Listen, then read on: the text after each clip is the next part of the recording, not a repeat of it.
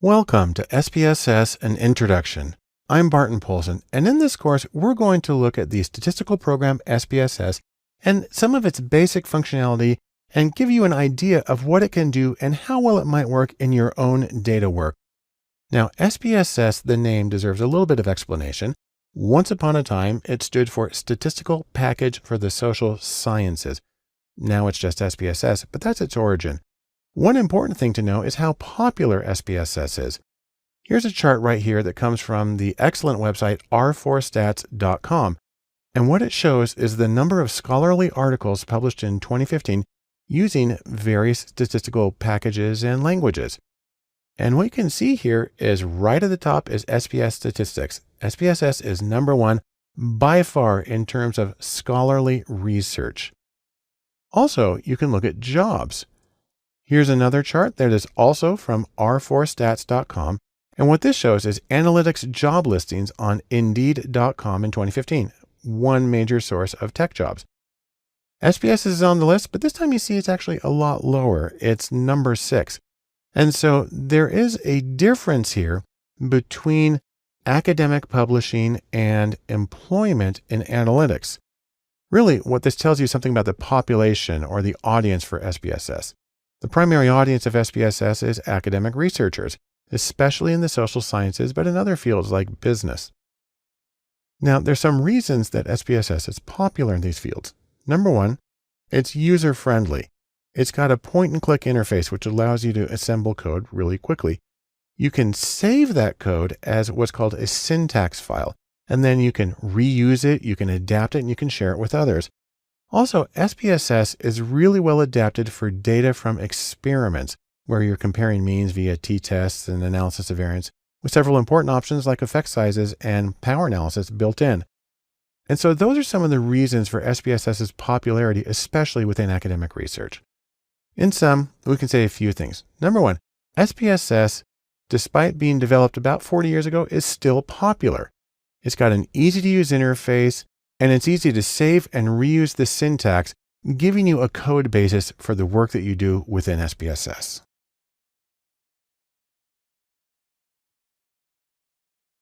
The first thing we need to talk about in SPSS in Introduction is setting up and getting ready to do the work. To do that, however, we need to take a minute and talk about versions, editions, and modules, which all refer to different kinds of things in SPSS. The choice is really making me think of an overwhelming plethora of possibilities ahead of you, and it's nice to break it down a little bit. So the things we're going to talk about are versions. Those are the release updates, version 1, version 2. Editions, those vary according to what's included in a particular purchase. And modules are extra functions that you can get to add on to the abilities of SPSS. We'll start by talking about versions. Version 1 came out in 1968, and at that point it was called Statistical Package for the Social Sciences, SPSS. Version 24 came out in 2016, and now it's called IBM SPSS Statistics. They act like SPSS doesn't stand for anything. Now, for this course, I'm using version 22 on a Macintosh computer. Fortunately, there haven't been any extraordinarily major changes between 22 and 24, and everything I'm going to show you in this course will work just fine in almost any other version of SPSS. Now, it is possible that you've heard of something called PASW at some point, and SPSS was briefly called Predictive Analytics Software during a trademark dispute after SPSS got bought by IBM. That only lasted for a year or so, and it got resolved. The important thing to know is that no matter what version you're using, the files generally are highly compatible between versions. And so code that you created in version 16 is probably readable in version 24. There are some backwards compatibility issues for advanced functions like automatic modeling and so on, but most of it is consistent all the way through. Now, we also need to talk about editions of SPSS. And there are a few major choices here. There's the base edition, the standard edition, the professional edition, and the premium edition. And they differ by price, and they differ by the functions that are included with each edition. So for example, in base, You get basic statistics, you get linear regression, you get clustering and factor analysis. On the other hand, standard adds on to that logistic regression, generalized linear models, and survival analysis. It also adds drag and drop interactive tables. The professional edition adds to that data prep, forecasting, decision trees, and imputation methods.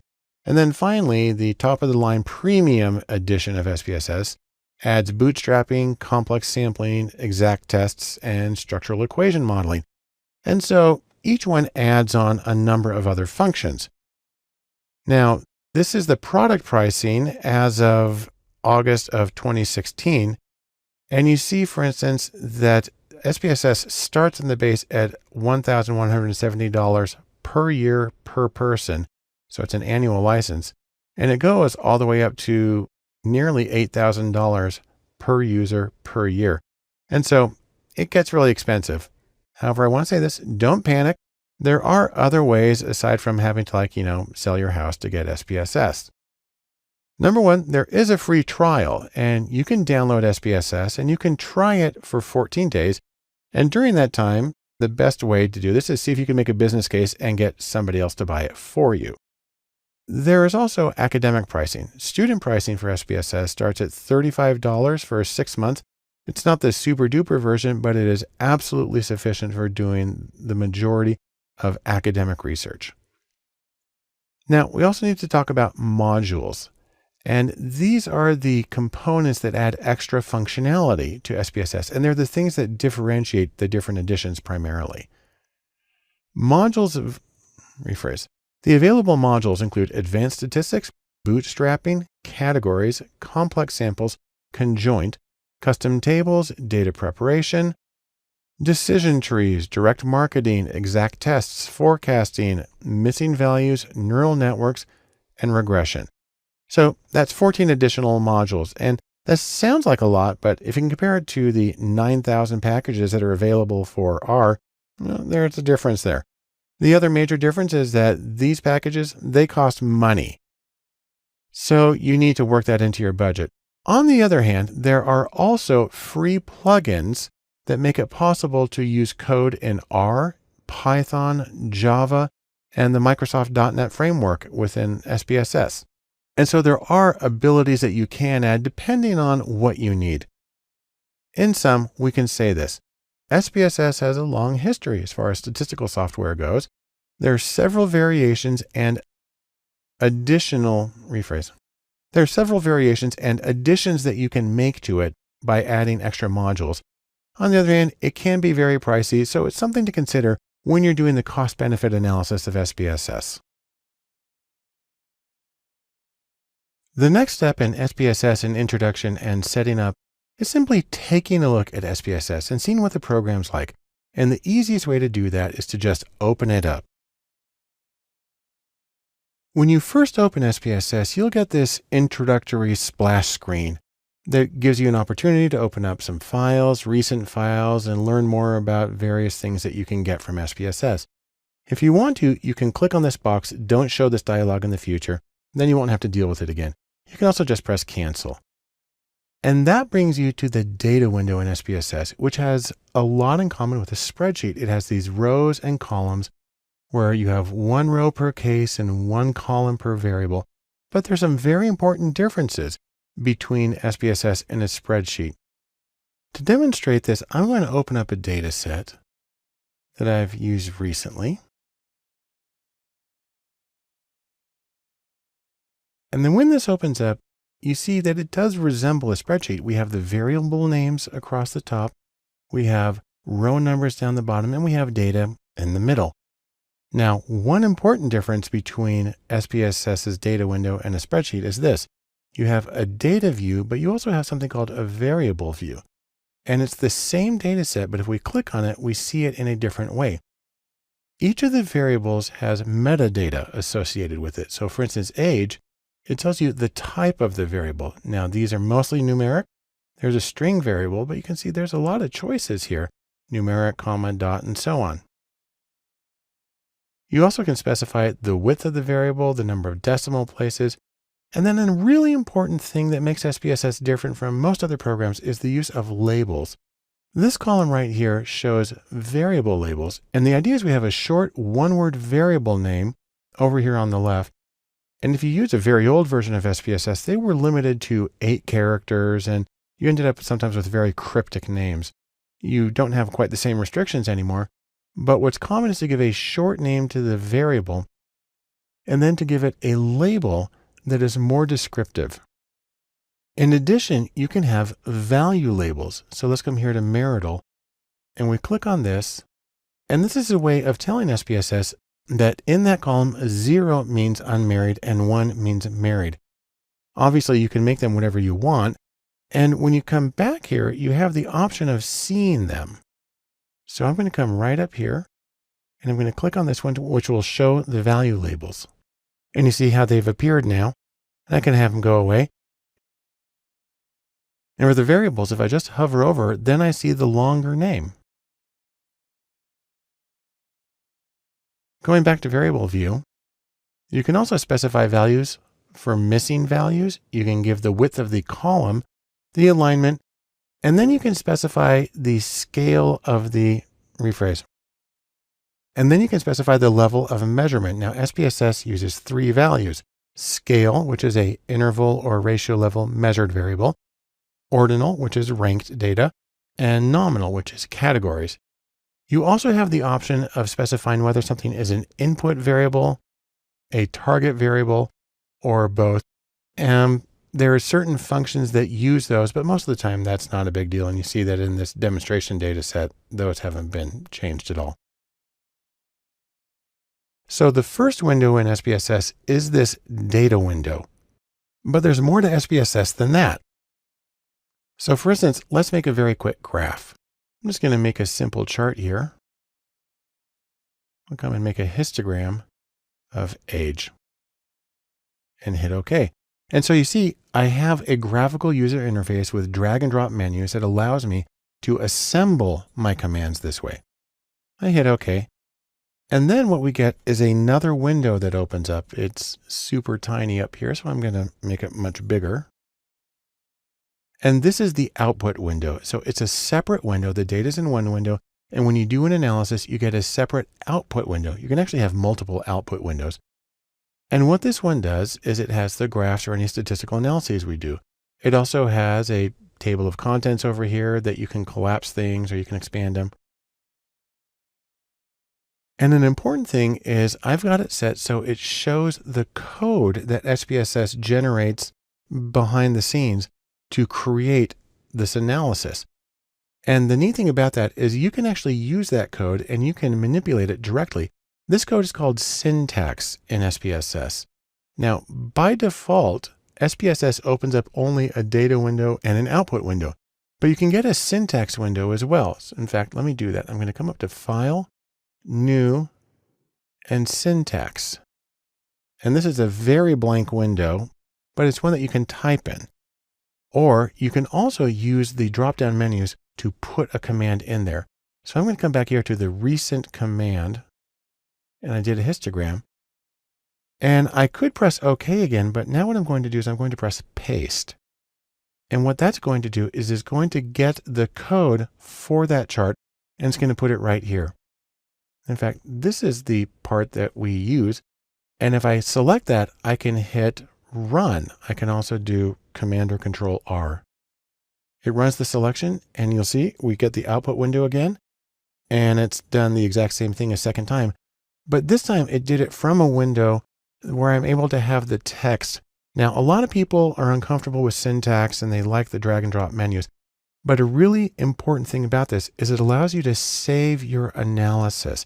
So you can repeat it again without having to go through all the menus. You can simply paste the syntax from the dialogues into a syntax file, and then you can repeat it as many times as you want. It's also really easy to modify things when you do it that way. And syntax files are just plain text files. They're saved with the .spss extension, but they read just like plain text files. Now, these are the most important elements of the SPSS environment. the data window with both the data and the variable view, the output windows, and the syntax windows that allow you to save the commands. And this is what gives SPSS both some of its flexibility and its power. And as you become more comfortable moving back and forth between these various windows and seeing what you're able to do, both with the drag and drops and by typing text, you'll discover there's a great amount of flexibility and power in SPSS that can allow you to do the analyses you need to do and get the insight you want from your data. We'll continue our introduction and discussion of setting up an SPSS by taking a look at the sample data that comes as part of the SPSS application. The really nice thing about that is it allows you to get started now and start working with things and see how SPSS works. The hard part, however, is that it's totally hidden. And so you need to know where to look in order to use the sample data. Now, if you're on a Macintosh like I am, then it's going to be in your applications folder under IBM SPSS Statistics 22 or whatever version you're using, then samples, and then in English, then you'll have them. In Windows, it's a little bit different. It's going to be C, Program Files, IBM, SPSS Statistics, 22 or whatever version you have, samples, and then English. So you have to navigate to that manually in order to be able to find those. But when you do, you'll see a bunch of files there. Now there's a few kinds in particular that are important. There are the .sav files. These are data files in the proprietary SPSS format. They can only be opened up in SPSS, usually. And there are also .sps files.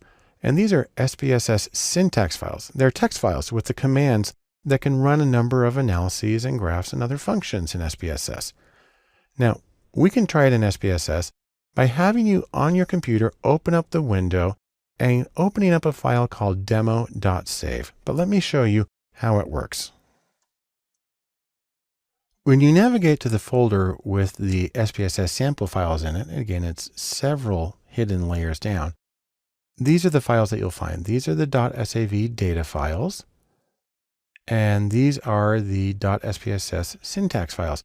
Now, there are other things in there. There's something called a CSA plan. That's an analysis plan.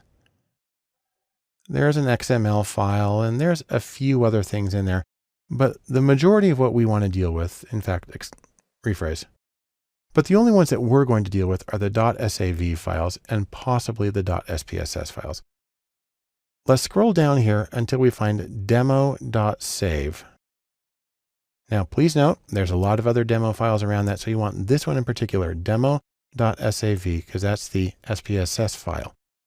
I'm going to double click on that.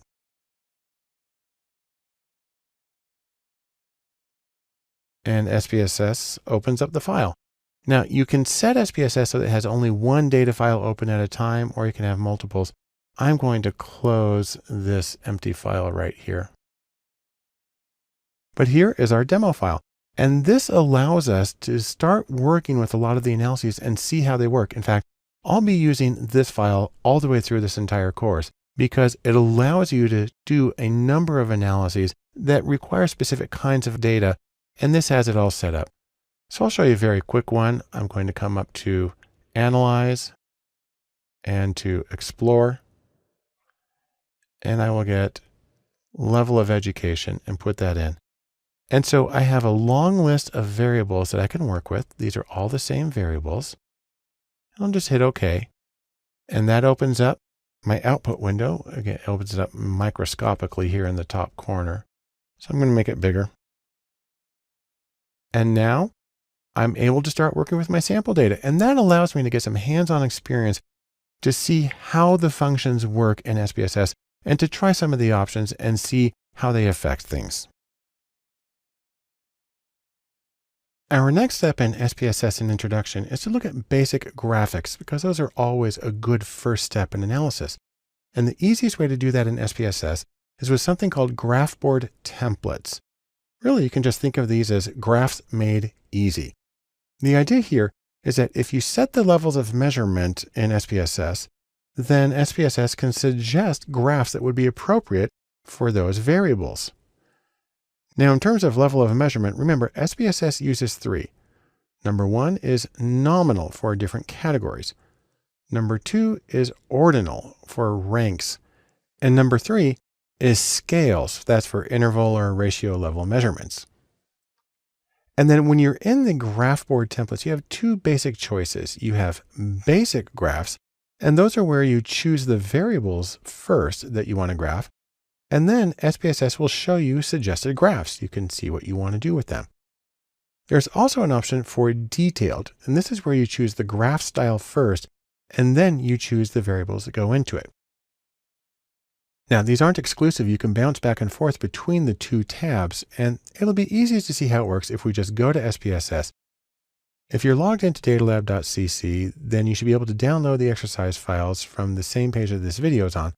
Open up this file, SPSS01_3_1_graphboard.sps. It's a syntax file, and let's see what it looks like. Syntax file that you've opened looks kind of complicated, but this is really because I want to have a written record of the same things that we're going to do with the drag and drop menus in the graph board. We do need to open a data set, and as I mentioned before, depending on whether you're on a Macintosh or on a Windows computer, the path to the data sets is a little bit different, and also depending on the version you're using. I'm using 22, and so if you're using something else, change that number right there. Most of it should be the same. And you can run this command and open up the data set and activate it. Now I've already done that. I'll show you. There's my data set right there. It's the demo.save. And we can come down here to variable view and see the levels of measurement that SPSS has assigned to these. Most of them are scale. We have a few that are ordinal. We have only one variable in this data set that's truly coded as nominal, and that's gender, which is actually a string variable in this case. But I'll go back to the syntax. Now, I have some rather complicated syntax here, but what you'll see is that when we use the menus, it's actually pretty simple. The first thing we're going to do is make a chart of age. But I'm going to come up here to Graphs, to the Graph Board Template Chooser. And when I come to that, you see I'm in this tab of Basic Graphs, and this is where I choose a variable. I'm going to choose age right here, and it recommends 3 different kinds of charts: a dot plot, a histogram, and a histogram with a normal distribution. We'll take the very first one that's available, dot plot, and hit OK. It puts it in the output window, which I have to maximize. And there it is. It's a dot plot. It looks a lot like a histogram of age in years. So it goes down to 18 years. It looks like it goes up to about 77, 78. And it's an easy way to get a feel of the distribution that we're dealing with. Again, the command in text and syntax is complicated, but the graphical interface makes this very easy to do. I'll go back to the syntax for a moment. If you were to paste the syntax for that command, this is what you would see right here. And it's a way of saving it, and you can modify it manually if you want. Now we'll do a histogram of age with a superimposed normal distribution. Again, I'll come up to Graphs, to Graph Board Template Chooser. And this time, all I have to do is come over to the right. I click Histogram with normal distribution and hit OK. Expand the output window, and it's really simple. Now, both of those charts that I showed you were with age, which is a ratio level or scaled variable in SPSS terminology. We can also do this with categorical variables. I'll use gender and make a bar chart. Come back up to Graphs, hit Graph Board Template Chooser. And when I come down to gender, you'll see that the recommended charts change, because this time it knows it's a categorical variable. Now, if I had GPS data, I could put that in here. I can do a bunch of different things. I'm just going to do a bar chart because that's the easiest to deal with. I'll hit OK. Make the output window bigger. And there's my bar chart. And you see that in this particular data set, we have an almost exactly equal number of men and women or data on them. Now, those were the basic charts where you choose the variable first and SPSS recommends particular graphs. You can also do detailed charts. These are ones where you choose the style of chart first and then you fill in the variables. I'm going to do this again for a dot plot of income and then show you that it's really easy to modify it. I'll come up to Graphs, to Graph Board Template Chooser. This time I'll go to the Detailed tab. Click on that. And I'm going to make a dot plot. So I'm going to scroll through this. You see we have a lot of choices. I'm going to choose dot plot. And then it's going to ask what I want to make a dot plot of. And I'm going to click on this. And I'm going to scroll to income. See, the one that I want is right here, household income in thousands. I can click OK. And then expand the output window. And here's my chart. It's a really basic chart, and you see that most of the people are at the low end, especially because this is hundreds of thousands of dollars. So that's going to be $1 million right there. But I want to show you an interesting thing about this. If we double click on the chart, that opens up the edit window, and the Graphboard editor has some special options. For one thing, I can change the number of decimal places here. I just click on the decimals, come to format, and change the minimum level, or rather the minimum number of decimals to 0. That's better. But a more interesting one is if I click on the dots themselves, they're done as points, and the modifier is to pile them. There are a few other modifiers that can be useful. One is to dodge them. And what that does is it puts them in the middle, expanding out either way. It might be a little harder to make comparisons from one level to another, but it's an interesting kind of chart. I can click on it again, and we can do what's called jitter with a normal distribution. And that takes points with the same value, and it kind of randomly spreads them out up and down. And again, you can see that we've got a whole lot there at the bottom. One other choice is jitter uniform, which makes them stay within certain boundaries. But it's hard to tell really how much things are spread out there at the bottom. So I actually prefer pile, or I think dodge is interesting in this case. And so that's one way of using Graphboard to both set it up and then to manually modify it by double clicking on the chart. I can close this because I'm done with that. And you see I have the modified version right there. Now, we can get a lot more complicated. So for instance, I can make a scatter plot of age and income with colors for point density. There's a lot of options, and you can explore them. This time I'm going to do a little bit differently. I'm just going to select this command. And again, the way I got these was by setting them up in the menus and then simply hitting paste. And it put the syntax into this syntax file so I could save it and run it later. And so I'm going to show you how that works. I've got the command here that I created using the Graphboard Template Chooser. And I'll simply come up and select Run Selection. And I maximize that window. And there you can see, I actually have what's called a hex scatter plot. And it's showing a few different things. And it's a really neat way. And so you have a lot of options on the way you display things in the Graphboard Template Chooser. And while the code is complicated, the interaction with the menus is really simple. You can be creative, and you can get different views on your data and try to get more insight as you're doing your analysis. The next step in our introduction to SPSS and basic graphics is bar charts. And we like bar charts for a very simple reason. They're simple, and simple is good. Or more specifically, bar charts are the most basic graphic for the most basic data, just frequencies for a simple category. It's also a very basic command in SPSS. Now, we actually have a few options on different kinds of bar charts. One, we can make a simple bar chart, so a single variable simply showing the category frequencies in that variable. Two, we can do a grouped bar chart where we break it down by some other variable. And then three, we can do multiple variables and show the bars simultaneously. But let's try this in SPSS. It's really easy to do. Just open up this SPSS syntax file and we'll give it a whirl. Once you've got the file open, you'll need to open the demo dataset. We've used it before.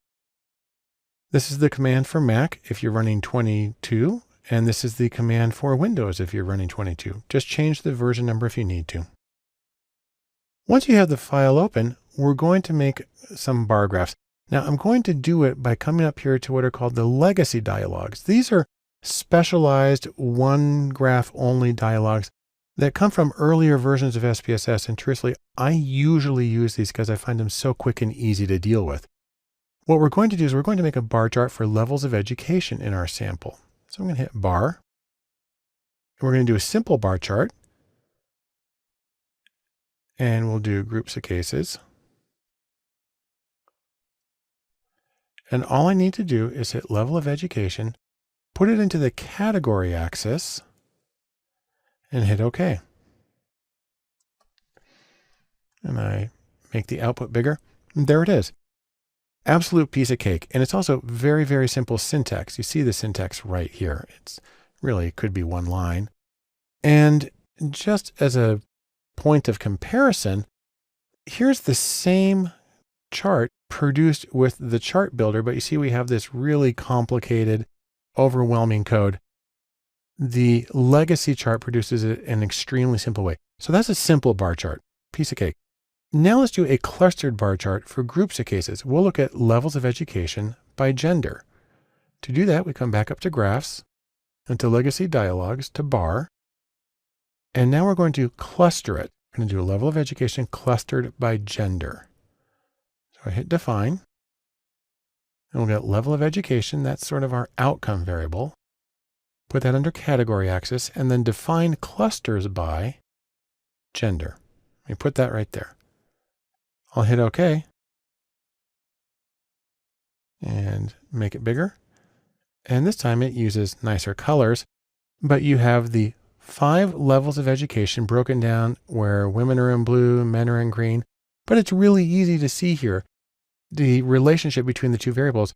And in this particular data set, it really looks like there's no substantial difference between the men and women. Now, I'll say I believe this is an artificial data set, so we wouldn't expect a lot of differences, but this is a nice way to compare them. By the way, come up and you'll see that the code for this is really simple. All it does is it adds by gender. And so again, a very short command. I'm going to go back to the syntax and we're going to do one more here, and that is for multiple variables. So this is a situation in which it can be confusing if you have a lot of categories within each variable. What I'm doing here is I'm going to get the means of variables or the numbers of ones.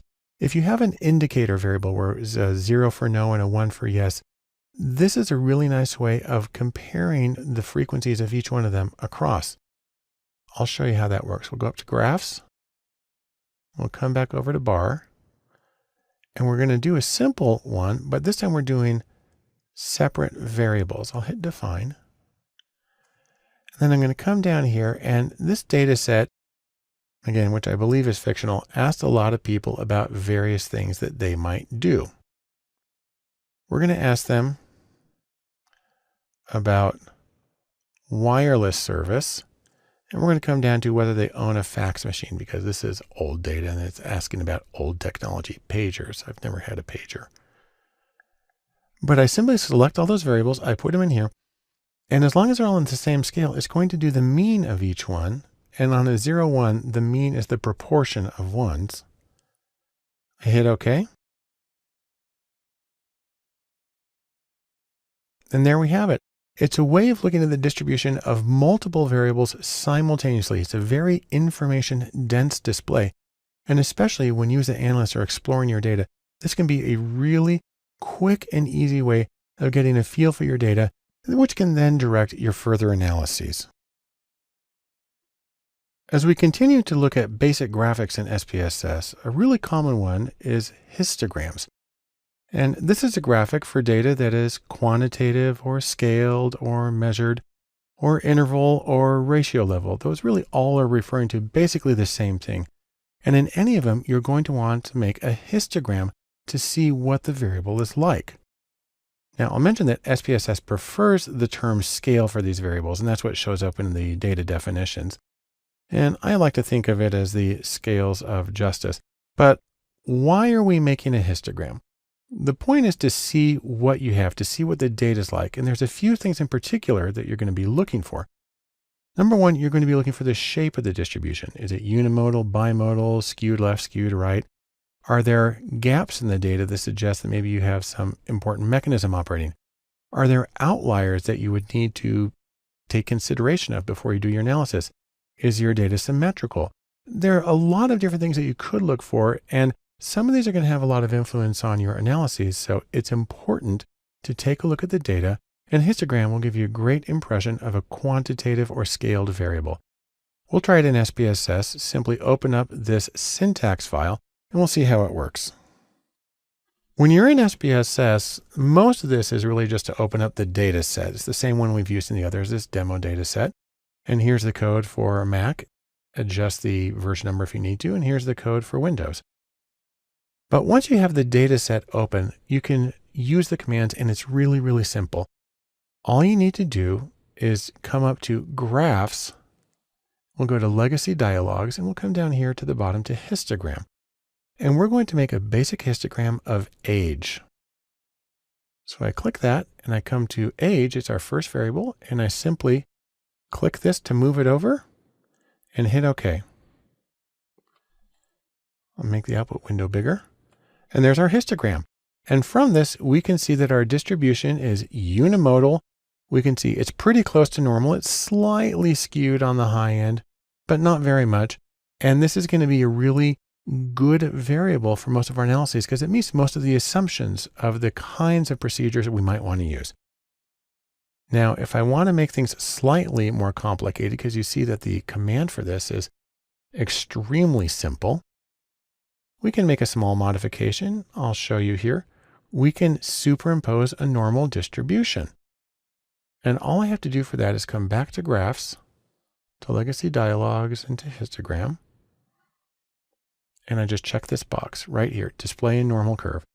And what that's going to do is it's going to create the same distribution, but it's going to put on top of it a line of a bell curve or normal distribution that has the same mean and standard deviation.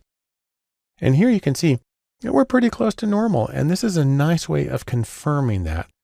And again, the code for it is really simple. All it does is it adds the word normal in this sentence, and that gives us everything we need. It's one of the reasons I really like the legacy dialogues in SPSS is because it's so concise, it's so simple, and it gets you what you need so you can get a grip of your data and move ahead.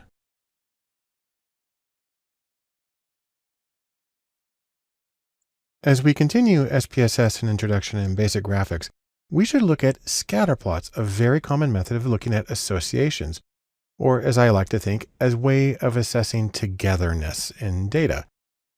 In other words, you want to see what goes with what, or more specifically, what variable goes with what other variable. So scatter plots are a great way of visualizing the association between two quantitative variables. When you make a scatter plot, there are some things you should look for, and in case you're wondering what they are, they include, for instance, whether the association between the two variables is linear, because a lot of the procedures that are common assume that you can draw a straight line through the data. You want to check the spread of the data, especially whether the spread changes as you go from left to right on a scatter plot. That's called heterogeneity of variance, and it can cause problems with certain procedures. You want to look for outliers, either univariate, that's a score that's unusual on a single variable by itself, or in this case, what's even more significant is bivariate, where you have an unusual combination of scores. And then finally, you want to try to get some idea for the correlation or the strength of the association between the two variables. And a scatterplot will allow you to do all of those. Now, in SPSS, there are three general kinds of scatter plots that you can do. Number one is a simple scatter. It's a bivariate X and Y chart. Easy to do. Number two is a matrix scatter plot where you actually have several variables in there simultaneously. And it's a good way of looking at complex associations between collections of variables. And number three, SPSS is able to do a 3D scatter plot, but I'll have some words to say about that a little bit later. But let's try this and see how scatter plots work in SPSS, at least very basically. So just open up this syntax file and we can see how it works. When you open up the syntax file, we have the same situation where you can load the data. We'll use demo.save, and you can use this command if you're on a Mac using version 22 and this command on Windows version 22. But we're just going to make a couple of scatter plots, and it's a really basic, easy command. The first thing we're going to do is make a scatter plot of age and income.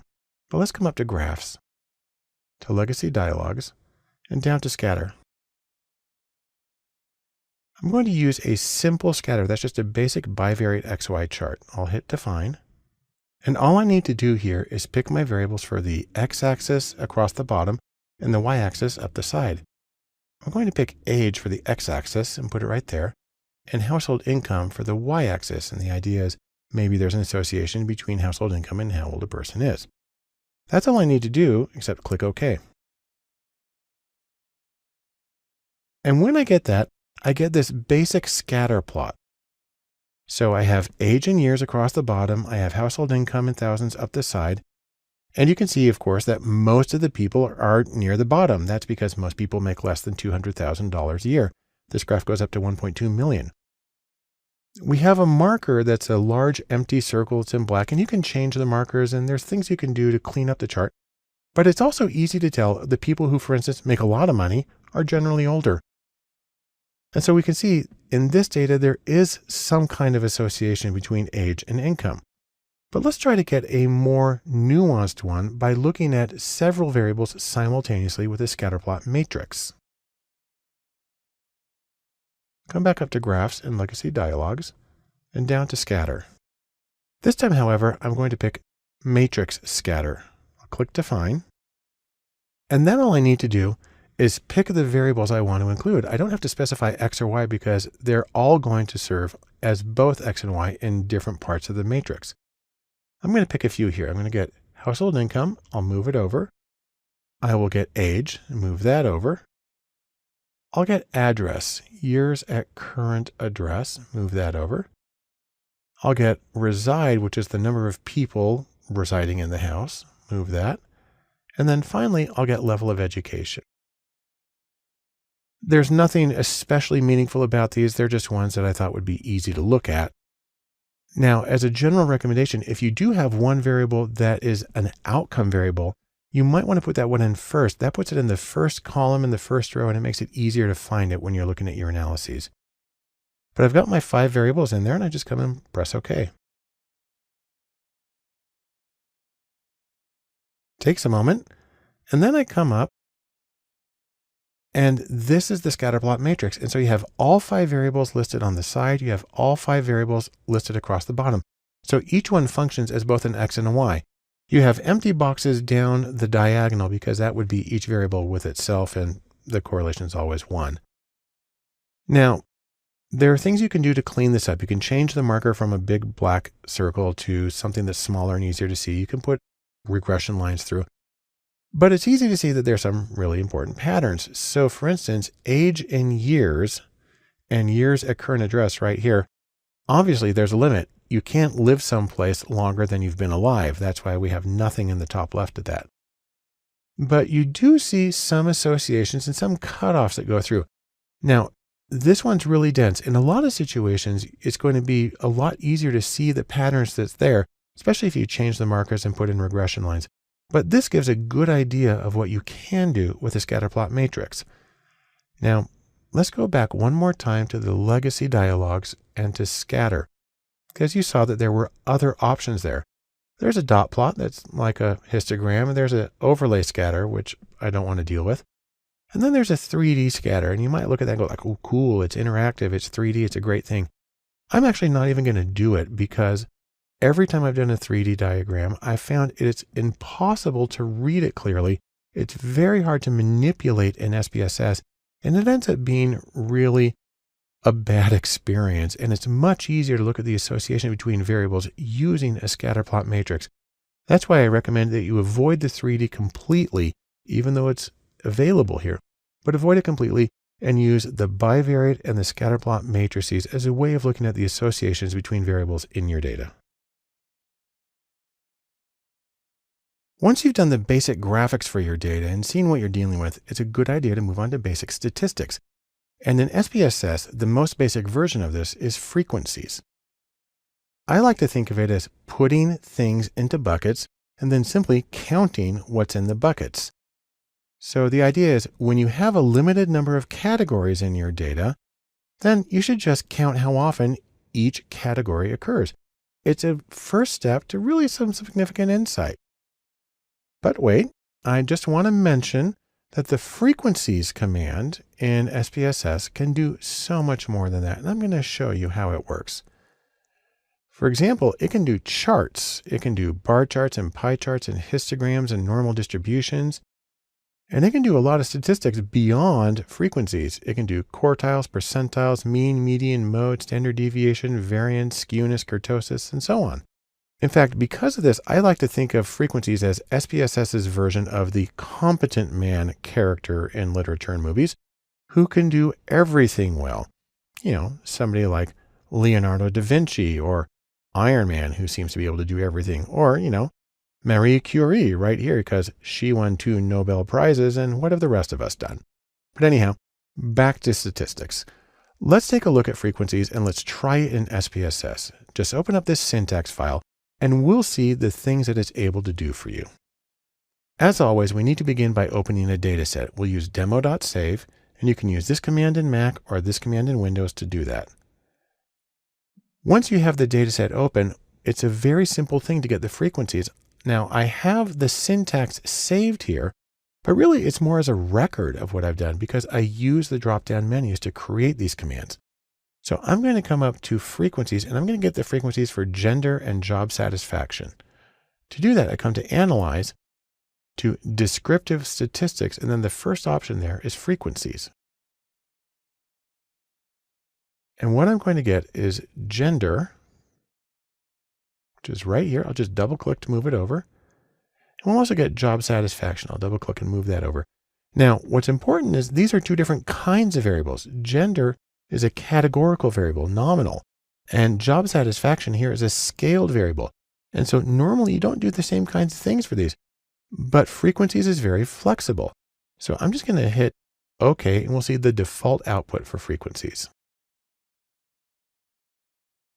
The first thing that it shows us is how many valid observations there are. So how many of our 6,400 cases have data on these variables? The answer is all of them. There's no missing data here. And then it comes down and it gives us frequency tables where it lists every value or possible score on the variable and then says how often each one occurs. So for gender, we have 3,179 female respondents. That's 49.7%. And the percent and the valid percent would be different if we had missing data. But we don't, so we can ignore that. And then the cumulative simply adds up to 100. And then job satisfaction, this is a scaled variable which has 1, 2, 3, 4, 5 as answers. And here you can see how many people put each of the answers. 17% highly dissatisfied, 21.8 neutral, 19.1 highly satisfied. And that's a quick look at the frequencies that we're dealing with. It's a nice way also to check if your variables are coded well. But what we can do is more than that. We can also turn off the tables and we can do bar charts using the frequencies command. So I'm going to keep those same 2 variables, gender and job satisfaction, but this time I'm just going to make bar charts. I'll go back to my recent commands, frequencies. And what I'm going to do is I'm going to click this. It's going to give me a little error message because I haven't changed the other thing first. But I'm going to come to charts right here. I'm going to tell it to make bar charts. Obviously, it can make pie charts and histograms as well. I'll click continue and then click OK. And now the same general command frequencies is not producing tables, but is producing charts. And here you can see that we are very closely matched in terms of the number of male and female respondents. And here you can see job satisfaction sort of peaks at neutral and somewhat satisfied. And so that's a really nice thing. You don't even have to use the bar chart command. You can do it right here. You can also get more kinds of statistics in there. So for instance, this one, I'm going to keep the tables off, but I'm going to ask for a few extra things. In fact, let me just come back to this one. We'll go to Analyze, Descriptives, and Frequencies. And this time I'm going to do age, reside, and job sat. So I'm going to remove my one categorical variable here. I'll just reset that. I'll do age, What were the other two? Reside and job sat. And then I think that's this one right here. Then we'll come down to job satisfaction and we'll move that over. So I have 3 variables, but they're all scaled variables. What I'm going to do here is first I'm going to come to statistics, and I have really an impressive range of things I can get. I can get the mean, I can get the median, the mode. If you want the mode, I think this is the only place to get it in SPSS. I can get quartile values. Now it doesn't do the minimum and the maximum. You have to select those separately down here. But you can also get cut points. Now, a cut point's an interesting one. The quartiles are cut points. It splits the data into 4 equal size groups with the same number of people in each. Sometimes you want something other than that. So for instance, I know that if you're doing propensity scores, it's not uncommon to use 5 equal groups, quintiles. And also there are situations in which you want not the most extreme scores, but near the most. And so I'm going to put, for instance, the 2.5 percentile and the 97.5 percentile, because those frame the middle 95% of the data. I can also get the standard deviation and the variance. And is there anything else I want right here? I want skewness and kurtosis. I'm going to hit continue. Then I'm going to come back to this one. I'm going to turn off the frequency tables because otherwise I have a lot of different possible answers here. I'd have a lot going on. I'll hit charts, and this time I'm going to ask for histograms, and we'll put a normal curve on top of each histogram. Click continue and click OK. And so here's what we get. It starts with the statistical output. Here are the 3 variables I selected. It gives us the mean, the standard deviation, the variance, skewness and standard error of skewness, kurtosis. We have the minimum and maximum scores, and then the percentiles. Now it's a funny list here because I've got 3 things intermingled. I have the quartiles. That's something I asked for. So we have the 25th percentile, the 50th percentile, and the 75th percentile. Those are the quartile values. I had the minimum and maximum up here. So those are the 0 and 100% quartiles. But I also asked for quintiles. And so that splits it at 20, 40, 60, and 80%. And then finally, I manually entered the 2.5 percentile and the 97.5 percentile. And so they're all put there together, but it's really easy to see the changes in the distribution.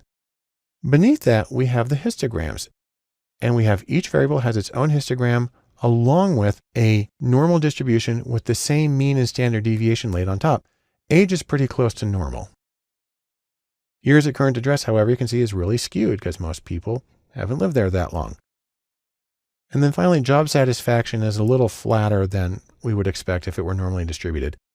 The point of this is that I'm able to do a tremendous amount of statistical and graphical work using a single command, the frequencies function in SPSS, one of the most versatile commands you'll ever use.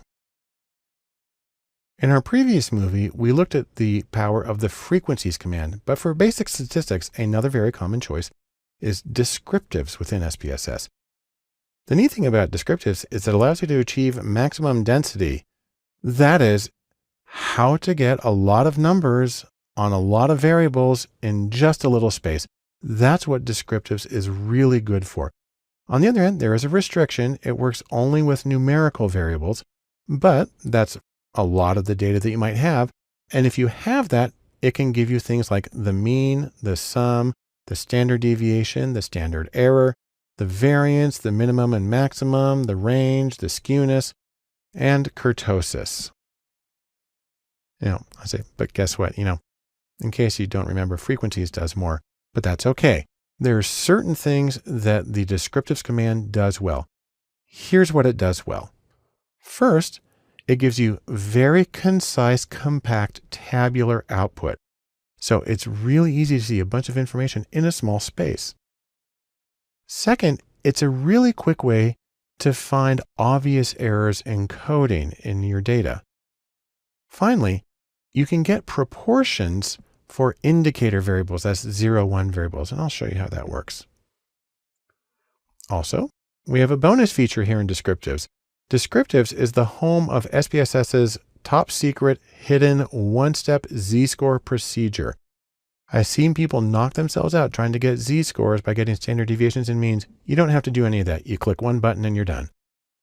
But let's try it in SPSS and I'll show you how it works. Just open up this syntax file and we'll see what you can do with descriptives. We'll begin as always by opening the dataset. We'll be using demo.save. Here's the path on a Macintosh running version 22, and the path on a Windows also running version 22. This is my first command, and it looks really long, but that's because I have a lot of variables in it. All we need to do is come up to Analyze, to Descriptive Statistics, and Descriptives. We click on that. Now, one of the things it does is it only shows you the variables that it can analyze. So gender, which was a string variable, meaning it had just text, that's not in there. But what I can do is I can just select all of them and do a Command or Control A, and then move everything over. And then I'm just going to do the default analysis. I'll just hit OK. And here's our output. We have a whole bunch of variables, and it tells us first, the number of observations is 6,400, almost all the way down. This question about internet is missing some data, but that appears to be the only one. We have the minimum value and the maximum value. By the way, this is where I talk about quick and easy data checking. If you have a variable that's only supposed to go from 1 to 5 or 0 to 1, if you have a 17, you know something's wrong. And so by simply checking the outer boundaries, that's a fast way of seeing if there are any really obvious errors. We also have the mean and the standard deviation, two of the things you generally need, the first two moments of a distribution. And so that's a lot of information, and it's in a very concise format. That's a wonderful thing. Now, if we go back to the syntax, I do want to mention this one thing about indicator variables. I said it earlier. It's this. If you have indicator variables, that's a binary or dichotomous variable that has only two possible values, and if that variable is coded as 0 and 1, then you can in fact get the mean of it, and it tells you something. It tells you the proportion of observations that have ones. And this works best if you use the standard programmer format of 0 equals false or no, and 1 equals true or yes. And strangely, in this particular data set, that's true for most of the variables, but not the last one or two in demo.save. And I have no idea why they switched that, but it's something that you want to check in the coding before you go ahead and do it. And so if I go back to the output, you can see, for instance, that most of these, wireless service down through owns fax machine, those are all 0 ones where 0 is no and 1 is yes. The mean right here tells us that 99% of the people own TVs, 96 own VCRs, because this is a long time ago, that 25% had paging services, and I like this one. Where's the internet on this list? 27% had the internet because this was apparently generated in 1990, who knows what.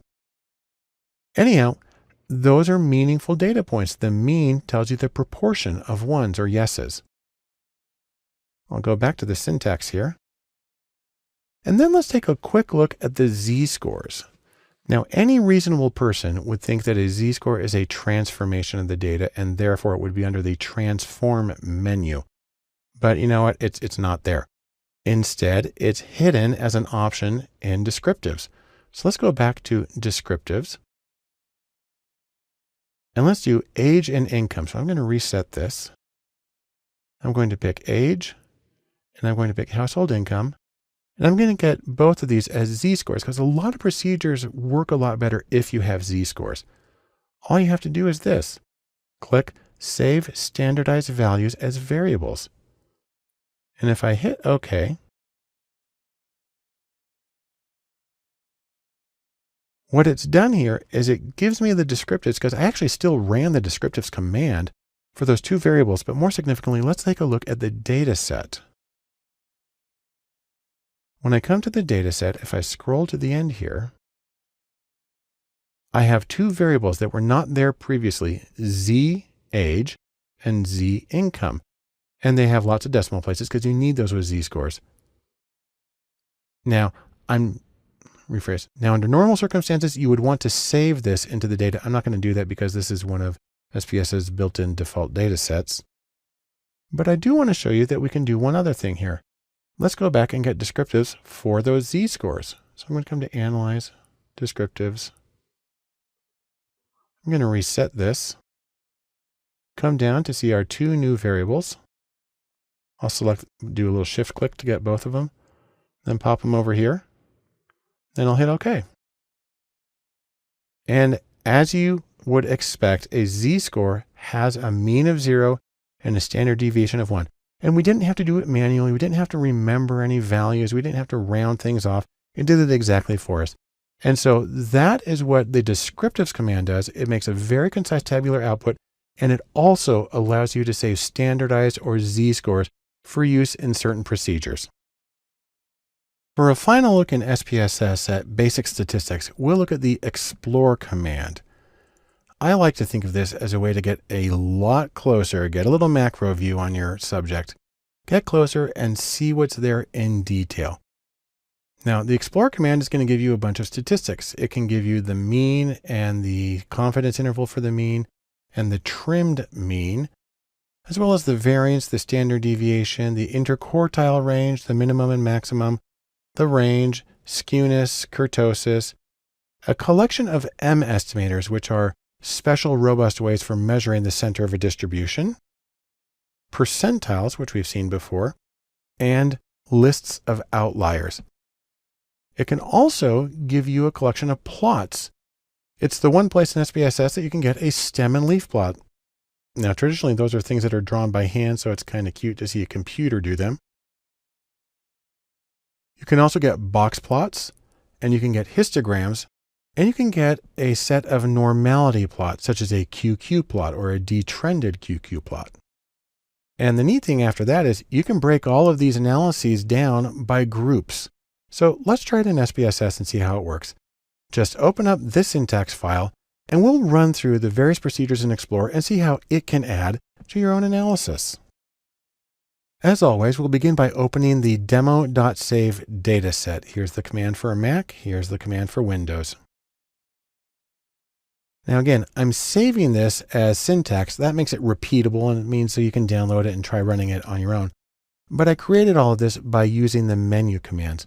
Let's start by doing a default Explore analysis for a couple of variables.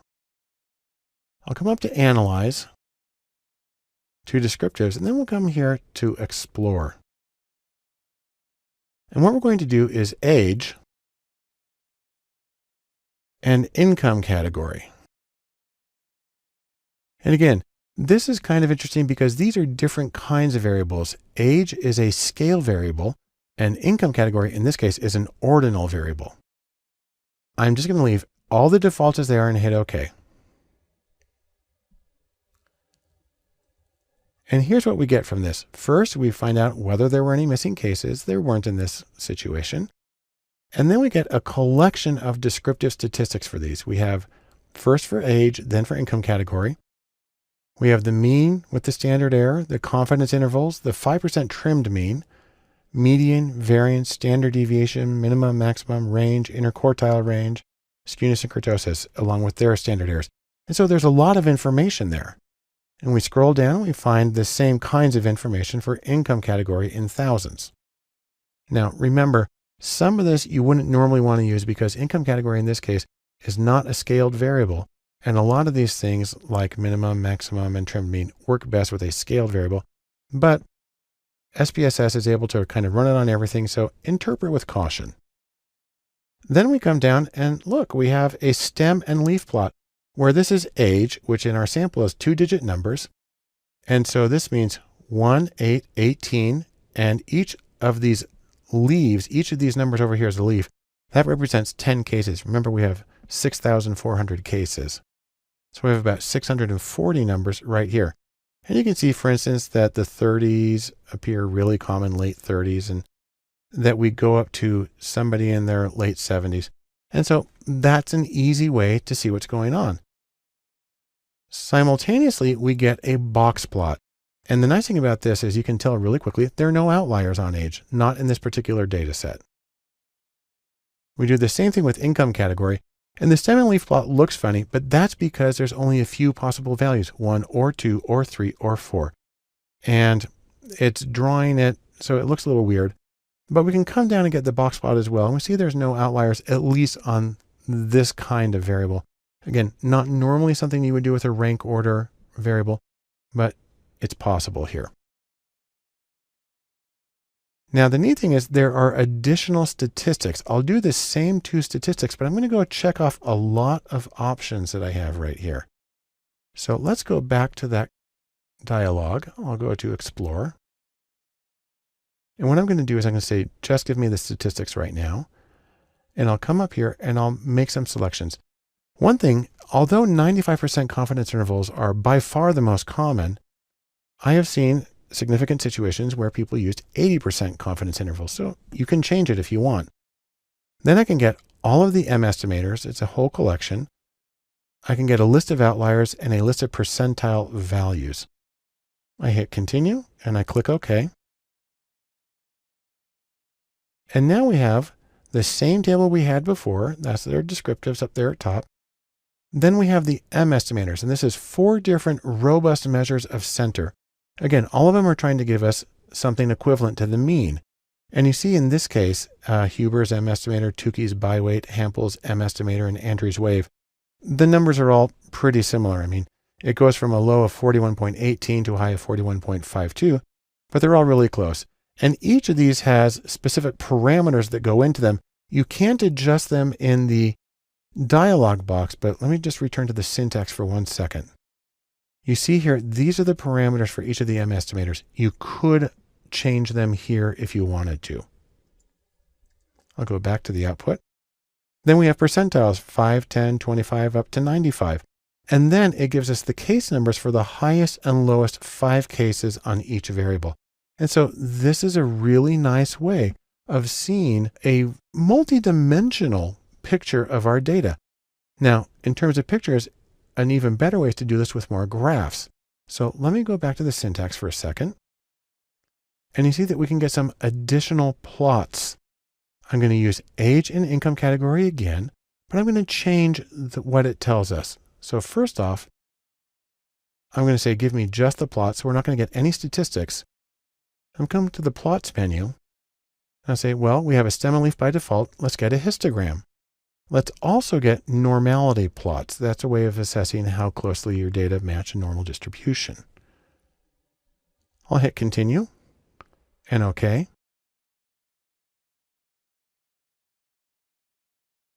And now I have a histogram for age, the stem and leaf plot, but this one here is normal, but this one here is new. It's a normal QQ or quantile plot of age in years. And if it were normally distributed, all of these circles would fall exactly on this line. You see it's really close, but it does deviate at each end. And then a detrended one takes that line and sort of flattens it out, and it's much easier to see where the changes are. Now, I know it looks really big in this case, but this variable is in fact pretty close to a normal distribution. Then we have our box plot. And then we do the same thing for income. We start with a histogram, our stem and leaf plot, and our normal QQ plot. Again, a little weird because there's only 4 possible values in this data set, but they all fall pretty well on the line. And there's our detrended plot. And then finally, the box plot that we saw before. Now there's one more thing we can do with the Explore command, and that is we can take some of these analyses and break them down by groups.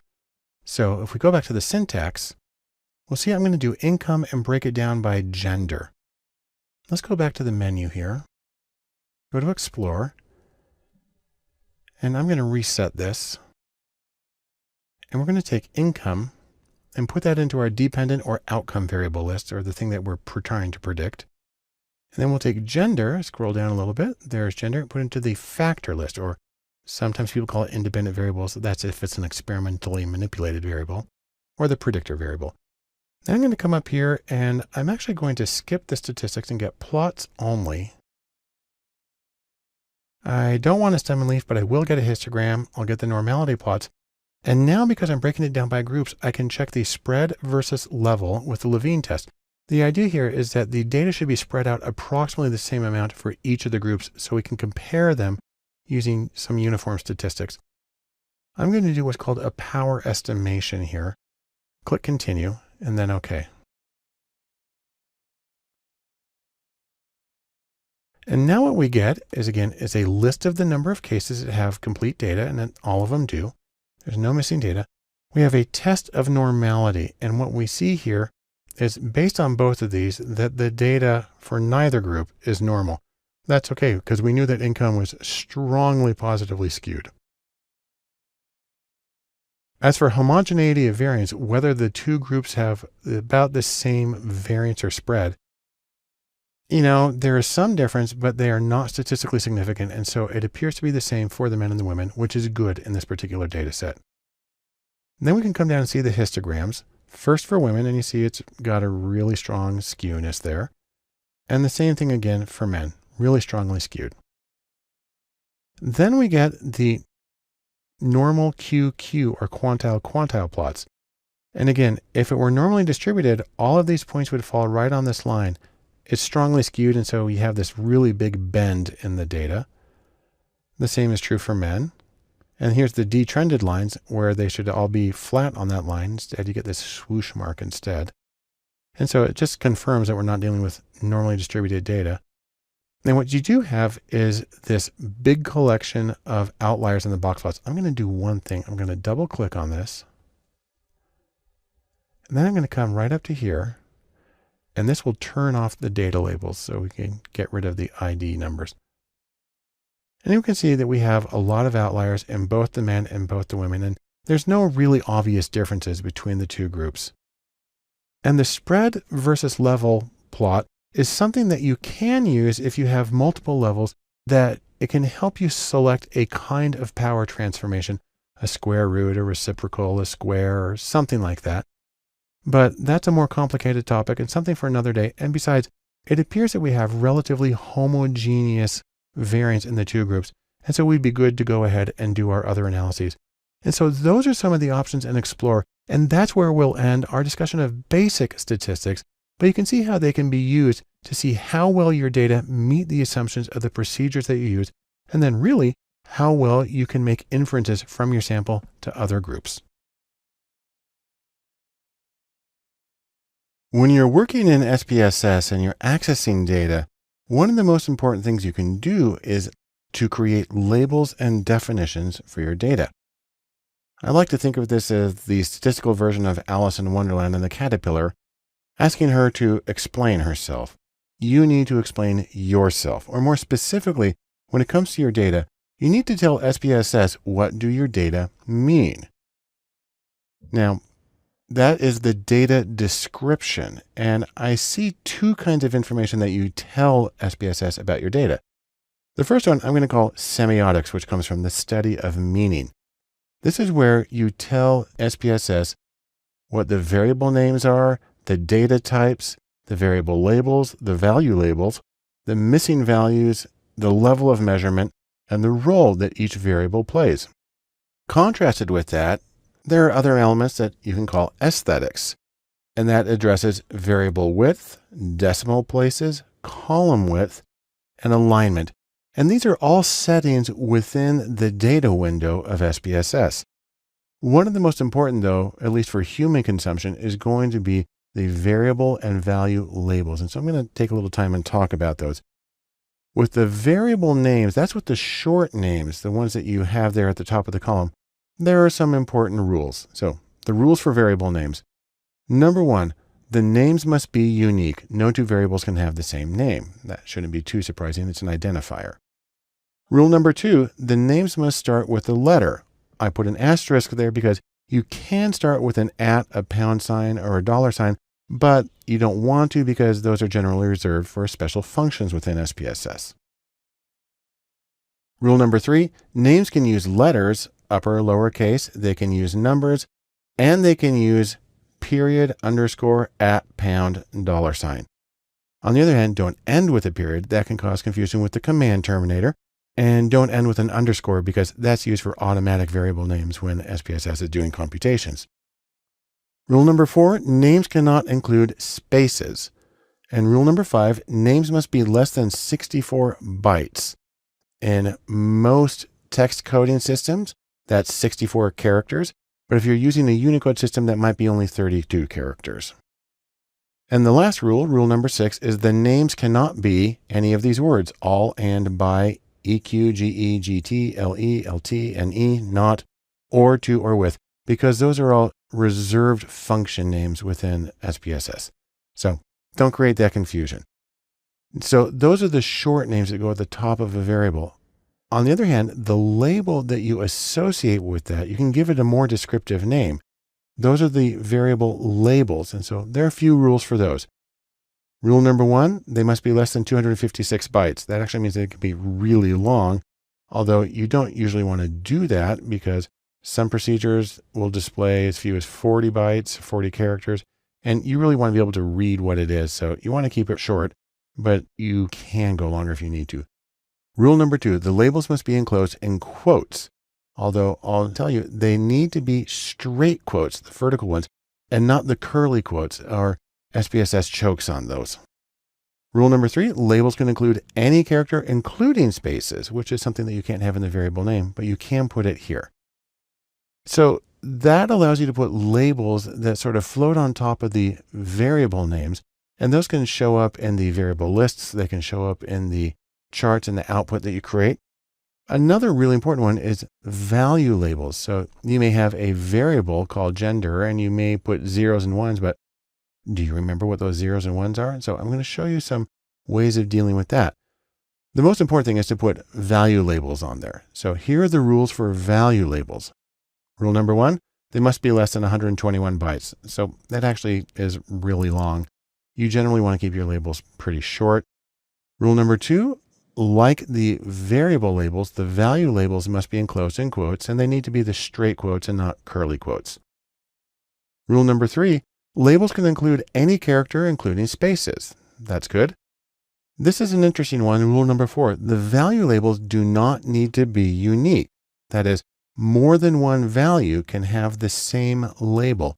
So you might have the numbers 1 through 9, and it could be that 7, 8, and 9 all say the same thing, but they underneath have different coding. There are situations where you might want to do that. But mostly, I want to show you how this works in SPSS. So just open up this syntax file, and this one's going to be a little different because we're actually not going to use a data file. I'll refer to one, but I mostly just want to show you the syntax. This syntax file shows how to write variable labels and value labels. Now, you don't necessarily have to put them all broken down in lines. I do it because it makes them a lot more readable and it's a lot easier to see what's going on. The first thing is the command variable labels. Because it's an SPSS command, it's written on all capitals. And then what you do is you write the short name of the variable, and then you have at least one space, and then you have straight quotes, and then the long label. So here, for instance, I've got var01. That would be the first variable. And then this is its label written out. And you don't need to have anything after it. Don't need any commas or question marks or semicolons or anything. You just go to the next one. Now I put it into another line because that makes it easy to follow. And I run them all through here. I'm going to make one important recommendation. If you have a dichotomous variable or binary, one that has only 2 possible values, and gender might fit into that category, let me recommend this, that you code it as zeros and ones. A lot of people use ones and twos, but that gets confusing. If you code it as zeros and ones and name the variable after whatever the one is. Now, when it comes to male and female, I generally give ones to whichever group I think is going to have the higher score on my main outcome variable. So it'll switch around. But if for some reason I think that men are going to have a higher score on an outcome variable, then I will call it male, and then the label will be R for respondent is male. On the other hand, if I think women are going to have a higher score, then I will call the variable female, and the label will be R is female. I would obviously only use one of those two. Now, here are some other examples. I tend to give generic names such as variable, or really just Q for question, Q01, Q02. And I use the leading zeros so they sort properly in the dialog boxes. And when you're done listing all of your variable names and the variable labels in quotes, just end with a period. It doesn't have to have a space before it. That's left over from earlier versions of SPSS. It's a habit I have. So you can run this at any time and it will assign these labels to the variables and then they'll show up in the data file, which is nice. Next are the value labels. And what you have here is the first command, which is written in all caps, and then you give a list of variables to which the values apply. And you can list them out separately, var1, var2. Here I've got a var3 without a leading 0. And then if they're all next to each other, if they are adjacent, they can actually specify ranges, var3, 2 in capitals, var10. So that'll do 3, 4, 5, 6, 7, 8, 9, 10. And then you just go to the next line and you give the first value, that's a 0, and then I give 0 equals no, and 1 equals yes. When you're done giving the values, you need to put a slash so it knows you're done with the values for that variable. Then you can go on to the next variable. I said, for instance, if I gave 1 on a gender variable to men, I would call it male. And so 0, which would mean no, they're not male, would be female, and 1, yes, they are, or true, that would be male. And you do a slash. On the other hand, if you coded it the other way, then you just call it female, and 0, which means no or false, means they're not female, they're male. 1 means they are, fine. Obviously, use just one of these. I do the slash, and then I could have a rating variable. Say, for instance, a lot of people call it a Likert scale. It's just a rating scale. And I could do rate 01 to rate 10, and I can specify every value. So this is a 5-point scale from strongly disagree to strongly agree. Finish with a slash, or maybe you have a different kind of scale. Here at the end, I have scale 01 through scale 02. That's an 11-point scale, but I only mark the two ends, the 0 and the 10. So 0 is never or not at all, 10 is always completely. And then to let SPSS know that I'm done specifying value labels, end with a period. So this is actually a single sentence. And it's a way of telling it how you want the numbers to appear both in the data window and in any output that you get. Finally, I'll mention something about missing values because it can also be easier to specify these in syntax. The command is missing values, and you just give the names of the variables, and you can use to in the same way. And then in parentheses, you put the number that is assigned to missing values. 99 is common, so I've got that there. And then you can do a slash if you're going to use different codes after that. I could do male through female, and here I say 2 through high. And really what that means is anything other than a 0 or a 1 is missing. So if I accidentally type in a 7, it's missing. And then here I specify several different values. I can put 7, 8, 9. So if any of those show up, those would be considered missing values. Do what you want. The nice thing is it will exclude them automatically from analyses, but it will include them in frequencies when you're getting that output. Finish with the period, and then you just run these like you do any other command, and it's going to do a lot to clarify your data and make it easier to follow your analyses and reconstitute your work in the future. When you're working in SPSS and you're trying to access data, you may get the idea of entering data. Well, let me tell you my thoughts. You want to enter data in SPSS, I just see it as an exercise in frustration. It's a pain to do it manually. And I'd say maybe if you're entering 10 or 12 numbers, basically nothing. It's something that's often referred to as a toy data set. Maybe you could do that. Now, it's also possible to copy and paste data, but I'm going to say sort of because it doesn't work really well. I'll show you that. It's much, much easier to just import the data from a CSV file or text file, and I'll show you how to do that in the next section. But in terms of entering data, let me show you how it works in SPSS. We'll just open up a blank document, and we'll try it. So here's a blank data window in SPSS. I can come right here and I can enter a number. And, unfortunately, if I press tab, it actually goes down, which is an unusual behavior. And you see it gives it an automatic variable name, var00001. Well, if I want to move sideways, I actually need to move the right arrow key. So I'll go this way, 2, 3, and so on.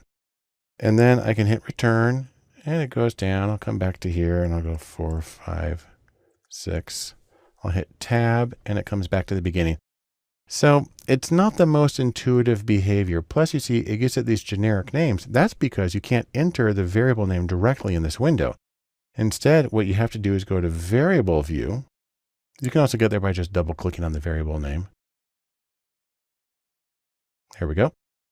And you can enter the variable name and you can change other things you want to do. It works, but it's a pain. I'm going to come back here to data view. Now, I mentioned you can import data, sort of. So let me show you how this works. I'm actually going to go to a Google Sheet that has nothing in it at the moment.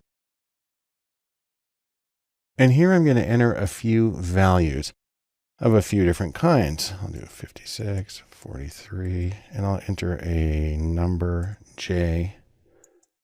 Return, I'll go. Okay, so there's some data.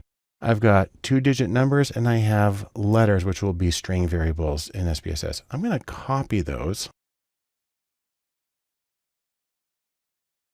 And we'll see how well they paste over in SPSS. So I'm going to go back there. I'll come over here to the side and I will paste those in. And you see that the values came in and showed up with decimal places, and I can get rid of that. But it's really weird with the string variable, with the letters. And so you can copy it. Notice also, I can't copy in variable names. I still have to enter those manually. You can deal with those when you import. But really, this is a demonstration that putting stuff manually in SPSS, it's not a good environment for that. Use a spreadsheet, use Google Sheet, use numbers, use Excel, anything. Enter it there and then import it. I'll show you that in the next section and you'll see that it's a much, much easier process. The last thing I want to say in SPSS about accessing data is about importing data. And compared to entering it manually, it just makes me feel like this, and I resort to cheesy clip art to show how happy I am. Because no doubt about it, importing is absolutely the best way to go if you want to get data into SPSS. Now, the nice thing is SPSS can open text files, it can open CSV or comma-separated value files, and even XLSX, that's Excel files, as long as they're formatted right. Now, what do I mean by formatted right? There's a term from Hadley Wickham in the R developer community, tidy data, and it's referring to something very specific. It says that your file should have only one sheet, so that's one worksheet, even though Excel can take more than that. That each column should be exactly equal to one variable, and that each row should be equal to one case. And an important thing is no funny stuff in your Excel sheet, because Excel is very flexible. And when I refer to funny stuff, I'm talking about things like macros and formulas and graphs and formatting and comments or merged cells, or headers taking up their own rows, or duplicating row numbers. You don't want any of that. Basically, you want to treat it like a CSV file. And if you do that, then you find you can import it very easily into SPSS. And in fact, let me show you how this works. We're going to try this in SPSS, but I want you to do two things. First, I want you to download the course files, and that will include a zipped folder by this name that ends with datasets. That's going to have 3 files inside it. I'll show you those in just a second. And then you can also open up this syntax file that will work with them. But let's go to see what's inside the folder and explain a little bit what's going to happen here. The folder that I've asked you to download contains 3 different files. Now, I have both the folder here and I have the 3 files saved separately next to it, but normally they would be inside it. But for the syntax to work properly, you want them sitting separately on the desktop. All 3 of them contain the same data. It says MBB, which stands for Mozart, Beethoven, and Bach, because this is Google Trends data about the popularity of search for each of these 3 composers' names since 2004. This first one is in CSV or comma-separated value format. The second one is a plain text file, and it's tab separated. And the third one is an XLSX file, so it's an Excel sheet. And you can see it's the same number, but it appears a little bit differently when I do the quick view here on my Macintosh. What we're going to do then is open up the syntax file, and we're going to see what we need to do to import each of these. Now, I've saved the syntax, but the fact is it's easier to do this stuff through the menus. Now, I give some information here about using the file path. In each of these syntax commands, I have to specify the file location. Now, this is the format if you're on a Macintosh like I am. Of course, you'll want to change BART to be the name of your home directory. If you're on a Windows computer, you're going to need to change it to something a little more like this, or possibly, depending on the version of your operating system, using backslashes instead. Anyhow, I'm going to show you how to import each of these, and I've got the duplicate information here in the script in case you want to run it that way, but it's actually really easy to do it from the menus. So here's what I'm going to do. I'm going to come up to my data window. I'll just click over to that. And my data window is empty right now. I'm going to go to File, Open, and Data. You do that if you're opening an existing SPS file or if you're importing something in a different format. Now here I'm on the desktop. You can see my folder there, but you can't see the 3 data files I have next to it because right now it's only going to display files that are in the .save. That's the SPSS proprietary data format. I'm going to click on that and come way down here, and we'll start with the text file, the TXT version. So I'm going to hit that, and now you can see that it's there.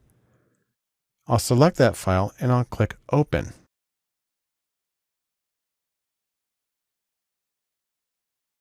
So now I have the SPSS text import wizard, and we can scroll through most of this pretty quickly. It asks if it matches a predefined format, something I would have saved somewhere else. It doesn't. It asks if they're delimited. Yes, they're delimited by tabs in this case. Are the variables included at the top of the file? You see how they show up here as the first row? Well, I click yes, and now it excludes those because it knows that those need to be in the header of the data file. Hit continue. Each line represents a case. I want all of the cases. You could sample from it if you had a very large data set, and it would allow you to do exploratory analyses more quickly than you could otherwise. It asks what delimiters appear. Now, by default, a text file, the one that I have, uses tabs, and it knows that. It asks about text qualifiers. I don't have text qualifiers in here, so I just hit continue. Don't have to change anything. Now, I have dates here at the beginning, and they are year-month. Now, SPSS can handle dates. However, it doesn't like the fact that I'm using year and month without the day associated with it. Consequently, I'm going to leave it just as a string variable, as a text variable, and it still works properly in any analyses I want to do. So that's fine. I'm just going to hit continue. I'm not changing anything here.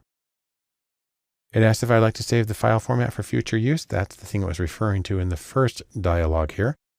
And asks if I want to paste the syntax. I could do that, but I've already got it pasted. I'm just going to hit done.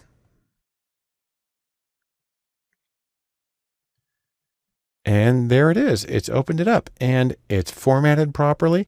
If we go to variable view, you can see it's got a string variable. It's got 3 numeric variables. It has the proper number of digits. It has the proper number of no decimal places, and it recognizes them as nominal, which actually is not the case. So I actually need to come here and change that to a scaled variable, because the data that you get from Google Trends is sort of 0 to 1 percentages in terms of relative popularity of search terms. So I change that to scale, and otherwise I'm good to go. Now let's do the same thing, but with a CSV file. To do that, I'm just going to get rid of this data file. I'll just open up a new one. There we go. I'll come back up to the file and open to data. This time I need to tell I'm looking for a CSV, but if you remember, that's actually under text. So I click here, and except this time instead of selecting the .txt file, I'll select the .csv file. And what you find is that the procedure is almost identical. There's only one super tiny change here. I hit continue. I tell it the variable names are at the top. It is delimited. It needs to know that each line's a case. I just hit continue on all of this. Here's the one difference.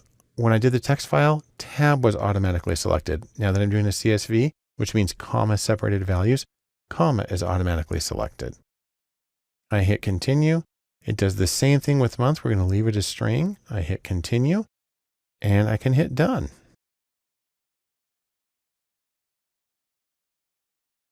And you see, it looks exactly the same. I do have the same issue though, that these three numbers, which go from 0 to 100, are coded as nominal. I need to change them manually to scale. Great. And now we'll do the third one, an Excel file.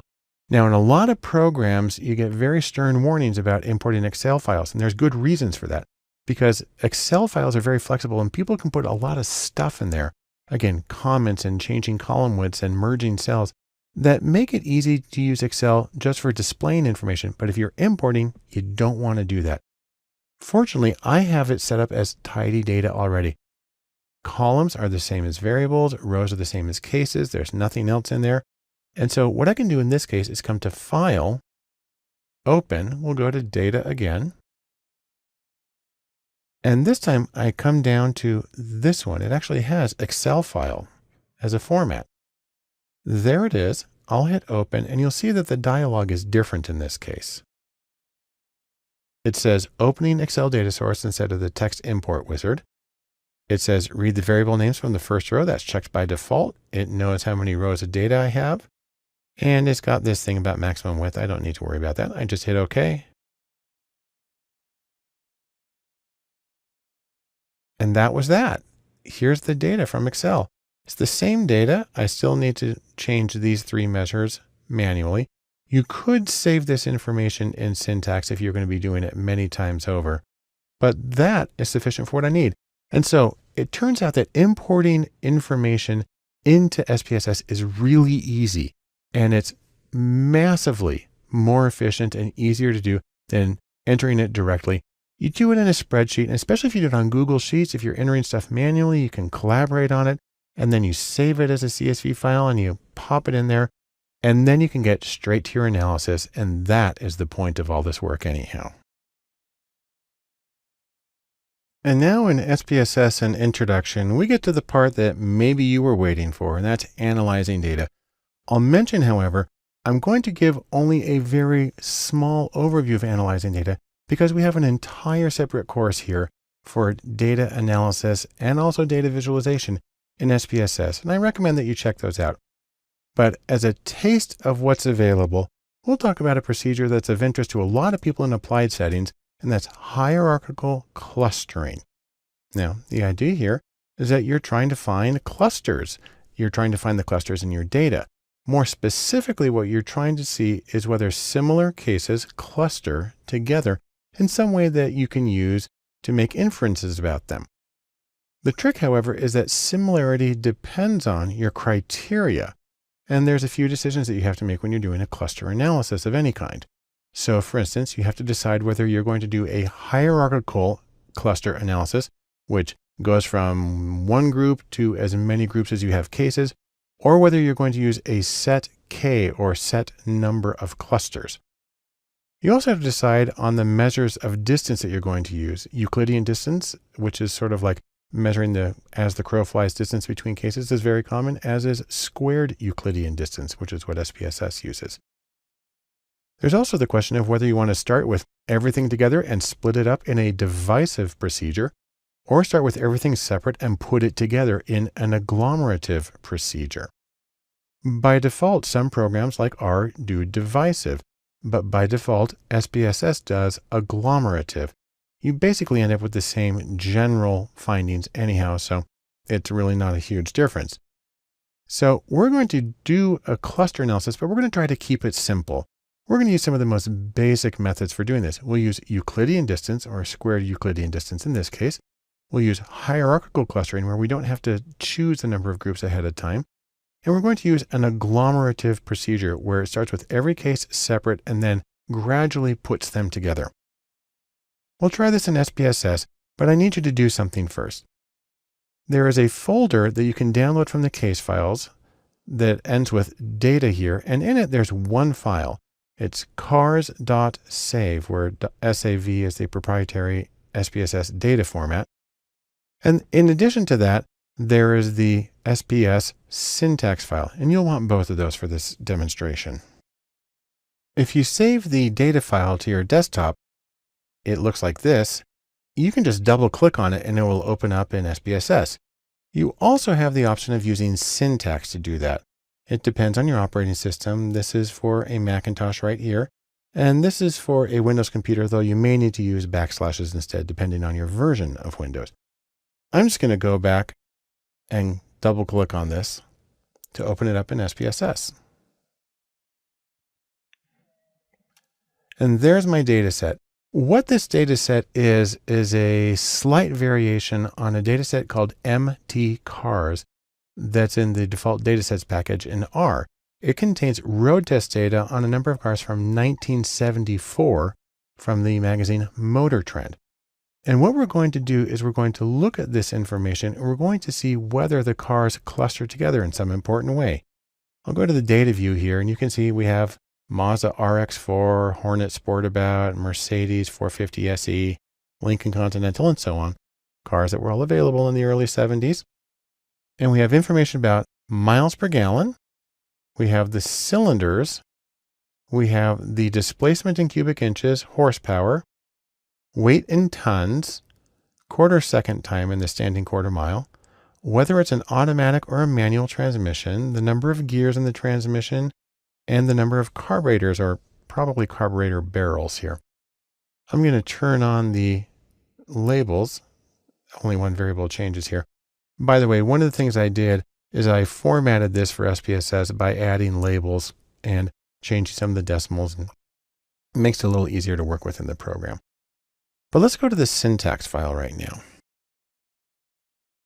Once we have the data open, we want to do a default hierarchical clustering. Now, this is the code to produce it right here. But I'm going to do it with the drop-down menus to show you that it's really not hard to do. All we need to do is come up to Analyze, and then we come down to Classify. Now, I have to admit, off the top of my head, I cannot remember if every version of SPSS has this particular menu. Most will. I hope yours does, so you can follow along with this. Hierarchical cluster. I'm going to click on that. And what I'm going to do here is I'm going to take car name, which really tells me, it just says what the cars are. And I'm going to use that to label cases because that's going to mean something to me. And I'm going to take all of my other variables. I'll just do a little shift click here and put them over here. And at this moment, I'm going to change nothing else. You'll see that it's going to cluster cases. That's what we want. It's going to give us both some statistics and some plots. That's fine. I'm going to hit OK. And we're going to get a result identical to my first syntax command. I see it's done. I'll make the output window bigger here. And here's what we have. First off, it tells us how many cases there were. There were 32, and they all had complete data, which is nice. Then SPSS gives us something kind of unusual called an agglomeration schedule, and it really specifies at what point in the procedure did two cases get put into the same cluster. I personally don't have much use for this, except I know that when there is a big jump in the coefficients, as there is here from 3 to 26, you know that there is a very distinct category change, as there is from 660 to 1125 and so on. Most of the time, though, I would just completely ignore this one. And this is called an icicle plot, and it shows sort of the same information about when various cases got dropped in with everything else. It's kind of pretty to look at. I find it kind of meaningless. And so truthfully, the default output for SPSS's hierarchical clustering to me is not very helpful. In fact, it's so unhelpful, I'm just going to delete it all. And I'm going to do this over again.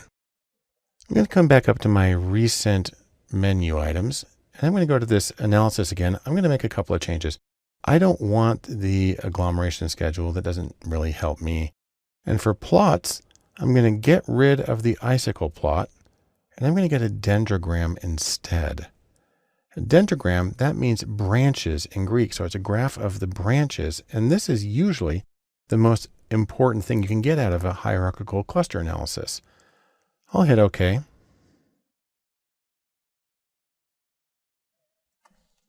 And now what we have is a chart here that lists all the cases, the cars on the side, and it shows how they group together. So we see, for instance, that these first 4 cars, the Mazda RX-4 and the wagon and the Mercedes 280 and 280C, are very similar to one another. They all go here together.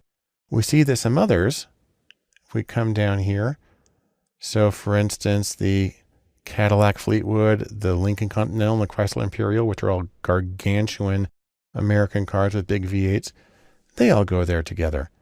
And then we see down here at the bottom that this one, the Maserati Bora, is all by itself for a very long time. This is where cases are individual here on the left, and they gradually get put together. And you see how they come together in each of these branches. That's why it's called a dendrogram. And so this is a really nice way of seeing how similar your cases are. And if you have more pixels displayed, you can see the entire graph at once. I've got a low resolution right here. And you can see that maybe it makes sense to split this off into, say, 4 groups. Looks like we've got a distinct group right here, right there, and right there. And so I can do something else with this. I'm going to come back to the menu here. And what I'm going to do is I'm going to save group membership. Now, I've done a hierarchical analysis, so I didn't have to specify the number of groups. But now that I've looked at the chart, 4 seems like a good number. So I'm going to come here and say, give me the group membership for each case, breaking it down into 4 clusters. I'll hit continue, and then I'm going to ask for it to not give me any plots. I hit OK. And this time, we're not going to get any output except for say that it did the work. Let's just get that. Here it says that it processed them. The place where we're going to see the difference is in the data file. So I'm going to move over to the data file. This button, by the way, will get me over to the data. And now you can see I have a new variable that got added here for clusters 4. And you can see that each of the cars is listed in one of these 4 clusters. And what you can do then is you can then take these cluster memberships and you can compare them on the other variables. Again, remember, the clustering here is only as valid as the data that we give it. So it's only comparing these cars on a small number of variables, and it's using that to decide what goes with what. It's here, for instance, that you see the Maserati Bora is in a category all by itself. And this is a neat way of looking at the similarity between items. You can do it with people if you're doing market research. You can do it with companies if you're doing some sort of segmentation. And it allows you to see what groups have important similarities for what your purposes are and which groups you need to treat differently as one another. That's the goal of hierarchical clustering analysis, and you find it's a very easy thing to do in SPSS. Another important procedure in SPSS when you're analyzing data is something called factor analysis. Now, I like to think of it as looking at your data and trying to find shadows. In this picture, what you have are shadows. Those are the black figures that you see. It takes a moment to figure out that you're looking down and there actually are people, but kind of sticking straight out. And so in this photo, where you're going from is sort of a 3-dimensional origin, that's the person itself, to a 2-dimensional variation with the shadow. What's interesting about that is you maintain most of the useful data. You can tell that they're people, that they're walking. You can probably even tell some things about how tall they are, what they're wearing, and so on. What you've done is you've made things more efficient. Now, in the data world, that's called dimensionality reduction, where each variable is a dimension, and too many variables can actually be really problematic. You're trying to boil things down a little bit, and you can think about the saying, less is more, less equals more. More specifically, that is less noise and fewer unhelpful variables in your data set equal more meaning, because that's what you're trying to do. You're trying to extract meaning. Now, when it comes to factor analysis and related techniques, I have one very important piece of advice, and that is to be practical. At all points, you want to remember, what is your goal? So what is the goal? Well, the goal of factor analysis, I'll tell you what it's not. It's not an exercise in analytical purity. You're not there to show that you know how to go through all the steps in the approved format. Really, you're working with your data because you're trying to get some understanding. So the goal of a procedure like factor analysis is useful insight. Try to follow the rules. Do what you can to make sure you don't make any obvious mistakes. But remember, you're not bound by the mathematics. You're bound by what the data tells you about the people. Another way of looking at that is use factor analysis, or really any other procedure, for its heuristic value. That is, it suggests possibilities to you as you analyze the data and as you're trying to get insight to people. Now, that's sort of a philosophical discursion. Let me show you how this actually works in SPSS. You're going to need to download from the course files a folder that says data here at the end, and from it the cars.save dataset. This is the one that we used in hierarchical clustering as well. And then you'll want to open up the SPSS syntax file that goes with this particular section. Now, the easiest way to open the dataset is simply to double click on it and you'll be ready to go. I do have some syntax you can use if you've saved it to your desktop. I've got it open already. So let's take a quick look at the dataset. We have a collection of cars listed down the side and attributes like miles per gallon and so on, and gears and the transmission and carburetors. That's great. Now, I will have to make a very important confession here. This is a very, very small data set for factor analysis. It only has 9 variables other than the identifier, and it only has 32 cases. Really, you would want to have at least several hundred cases and let's say several dozen variables before you can do this really reliably. But this example works, and it actually is really easy to see how it's happening and how to interpret the results.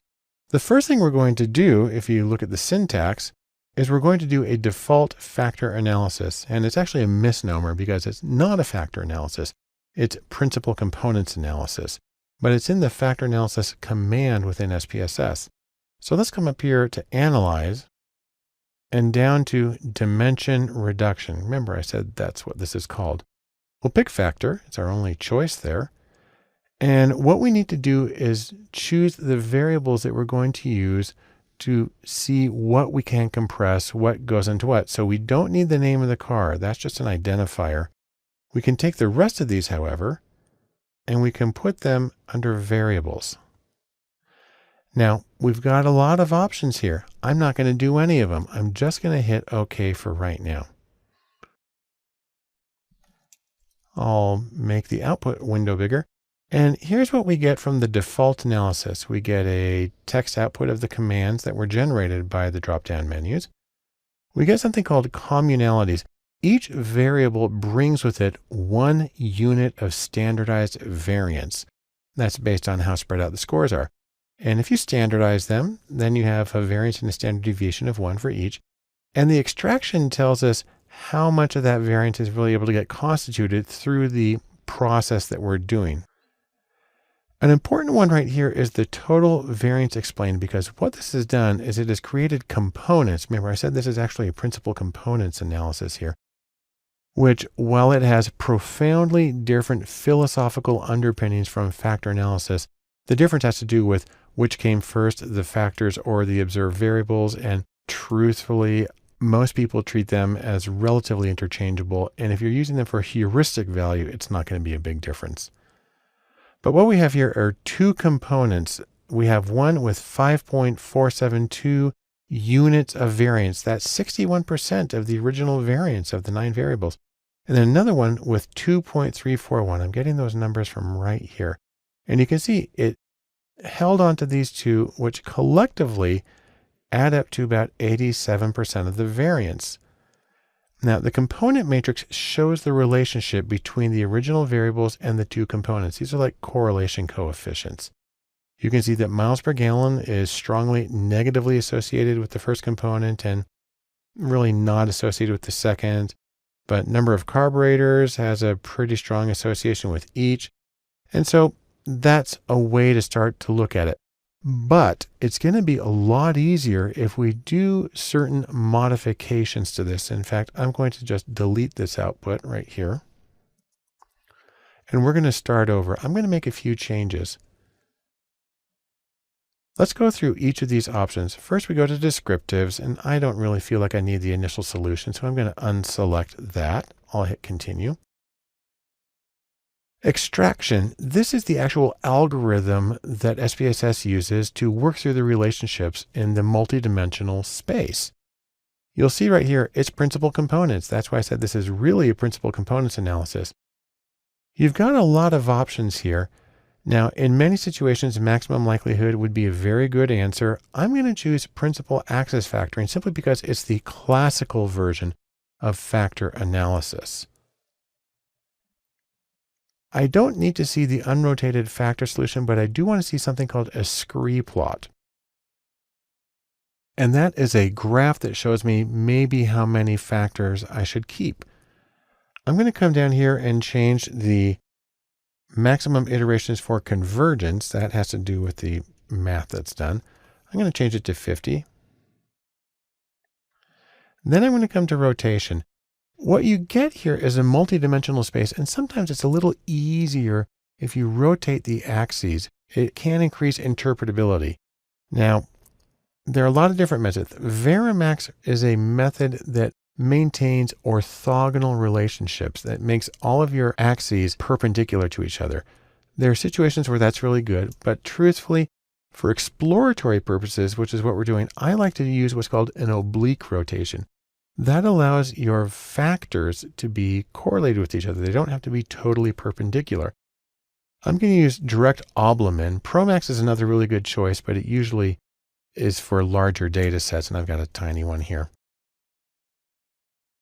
Now here I can get a rotated solution. I don't think I really need that, but I do want to see the loading plot, and I'm going to increase the maximum number of iterations to 50. I'll hit continue. We'll come down to scores. And you can save the factor loadings as scores. And there might be situations in which you want to do that.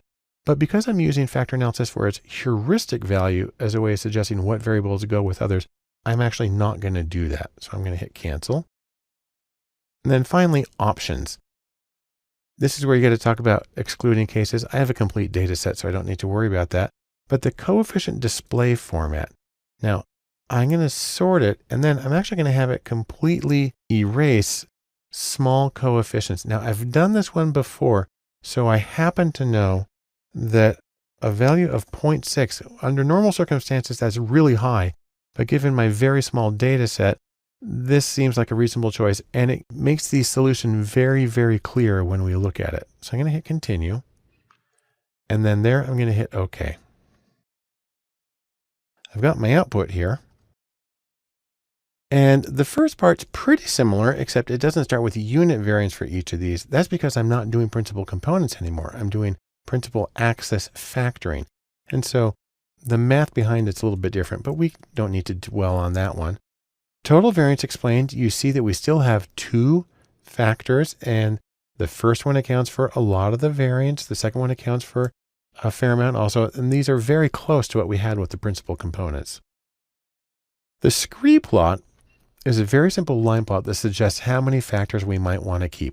Now, there are several different rules you can use for interpreting this. One is anything that's above a value of 1, because 1 is what it would be if a variable explained simply 1 unit of variance, but that's what it brought with it. You want factors that can explain more than that. And you see we have 2 that do a lot more than 1. These others are sort of straggling down. The other rule is to look for a bend in the line, and you do see a strong bend right here. So 3 is where the bend is. We're justified in staying with 2. There are other methods that get more involved about checking for the slope of this line and finding things that are above that slope. You can do those at another time. This is a quick demonstration.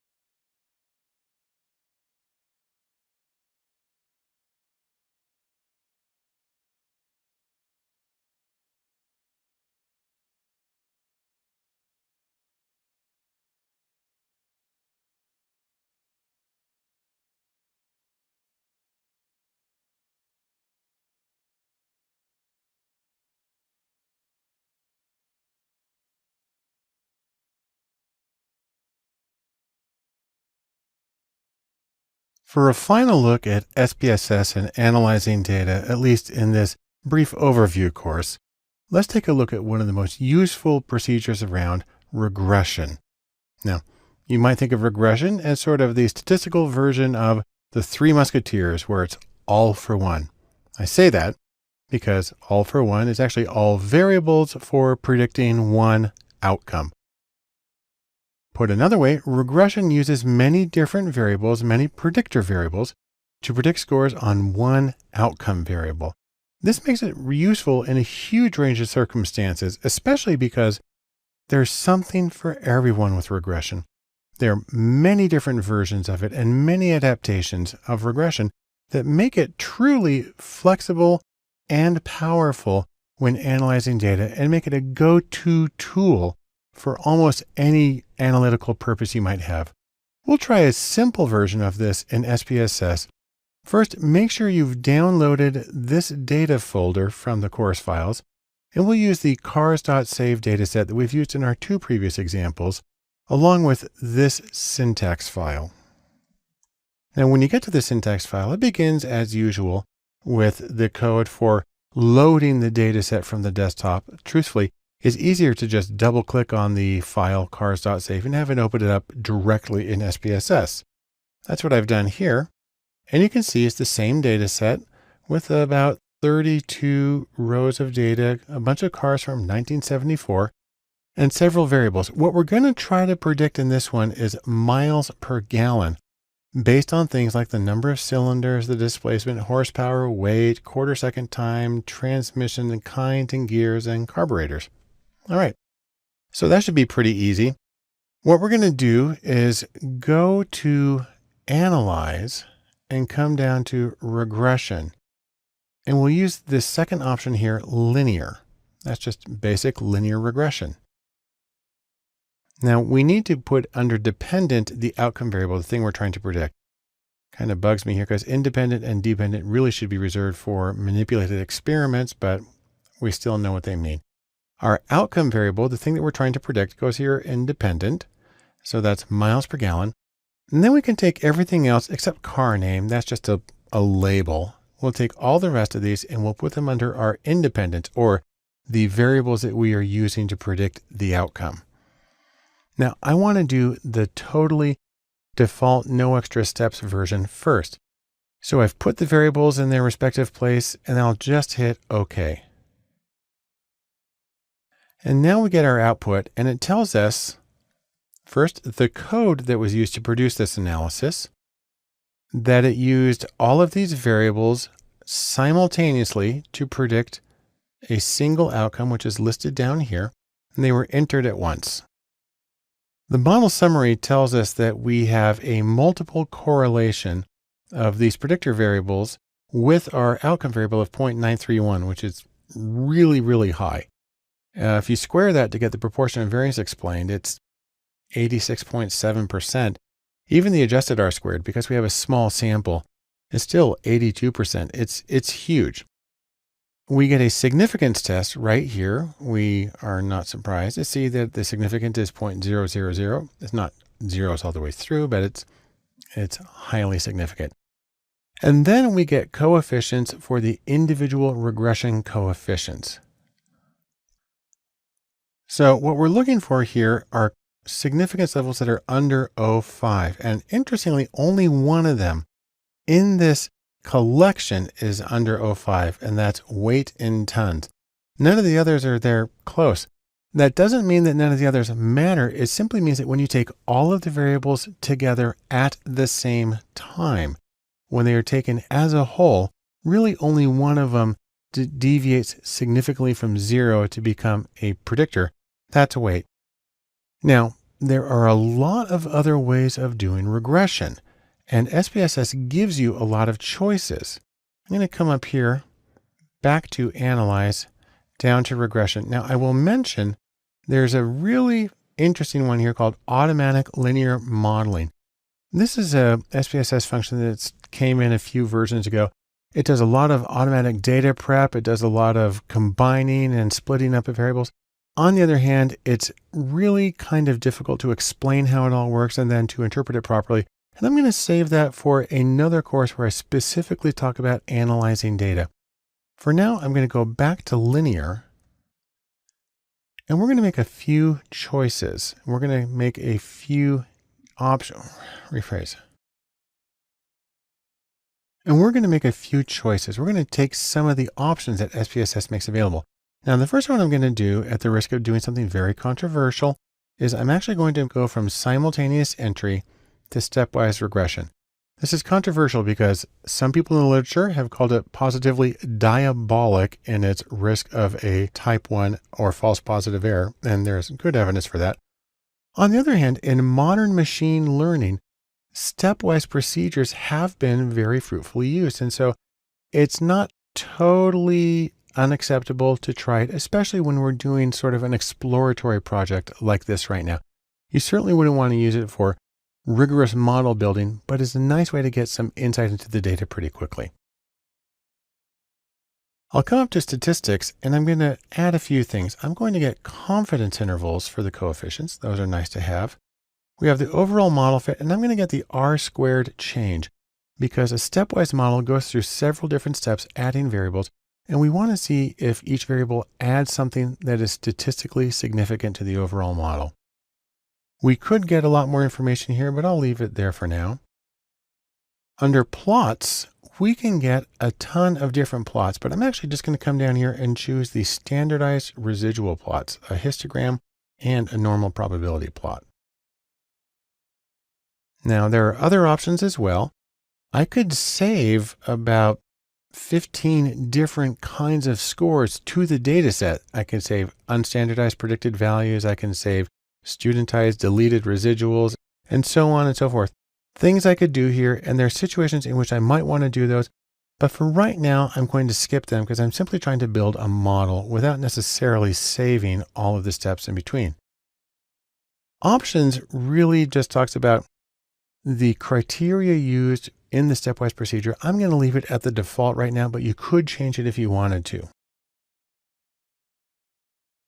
And then style is a new thing that has to do with the formatting of the table.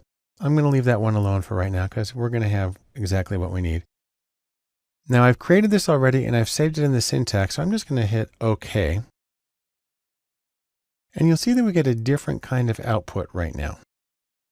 I'll zoom in on this.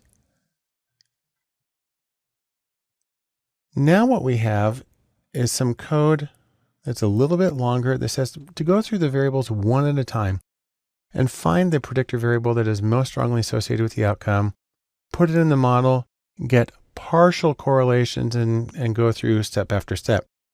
What we find here is that although we had 9 predictors originally, only 2 of them were statistically significant when put into the model. They were weight and number of cylinders. Again, what we're trying to predict is gas mileage, miles per gallon. And if you come down here, you can see that they were both statistically significant, where the adjusted R-squared for just weight is 74.5. And when you add on number of cylinders, it goes up, not a huge amount, but it goes up almost 8%. The analysis of variance table lets us know that both of these models with just one variable and with 2 predictor variables, they're both statistically significant. Here are the individual coefficients along with their confidence intervals over here on the right side. Now, because we've gone through a stepwise procedure, it's not surprising that all of these are statistically significant because that was the criterion used for including them. Here we have a list of excluded variables along with their collinearity statistics. And this has to do with how much each of these variables is correlated with the others. So for instance, number of carburetors is highly collinear or easily predicted by the other variables that we could have included in the model. And then we come down to the residuals. I'm going to look specifically at the charts. In an ideal world, your residuals are normally distributed, which means they're just as likely to be high as they are low, and they're symmetrical. And we see here that they're not horribly pathologically far from normal. So this is probably a good model in this set. And here is a normal PP probability plot of the same data. And if it were perfectly normal, all the dots would be on the line, the diagonal line. They're close. These are the 32 individual observations and how far off they are. They're close enough. And so this lets us know that our model is predicting really well, and it appears to be not biased in one direction or another. So this is one method of developing a model. Again, the stepwise procedure is best for exploratory analyses. It's not something you would use for confirming a finding, but as a quick way of sifting through a large collection of potential variables, this is a nice way to do it. It lets us know, for instance, that in this particular data set, miles per gallon is predicted primarily by weight, which completely makes sense about the car, and number of cylinders, which is associated with having a large and thirsty engine. So the general idea of multiple regression, again, is to use many variables to predict a single outcome. SPSS gives a lot of options for those. We've looked at the default. We looked at one variation on there, but there's a lot more that you can explore and that we will cover in another course on statistical analysis in SPSS. But for now, I encourage you to take some time and look at some of these options and see the kind of insight that they can give you on your own data and see what options you can use to get useful insight into your own analyses. I want to thank you for joining me in SPSS, an introduction, and we'll conclude by giving you some next steps, things that you can do next, because, once you get through this, it can be a little confusing, feel like things are going everywhere, and it may not be totally clear where you should go. Well, here at datalab.cc, we've got a few opportunities for you.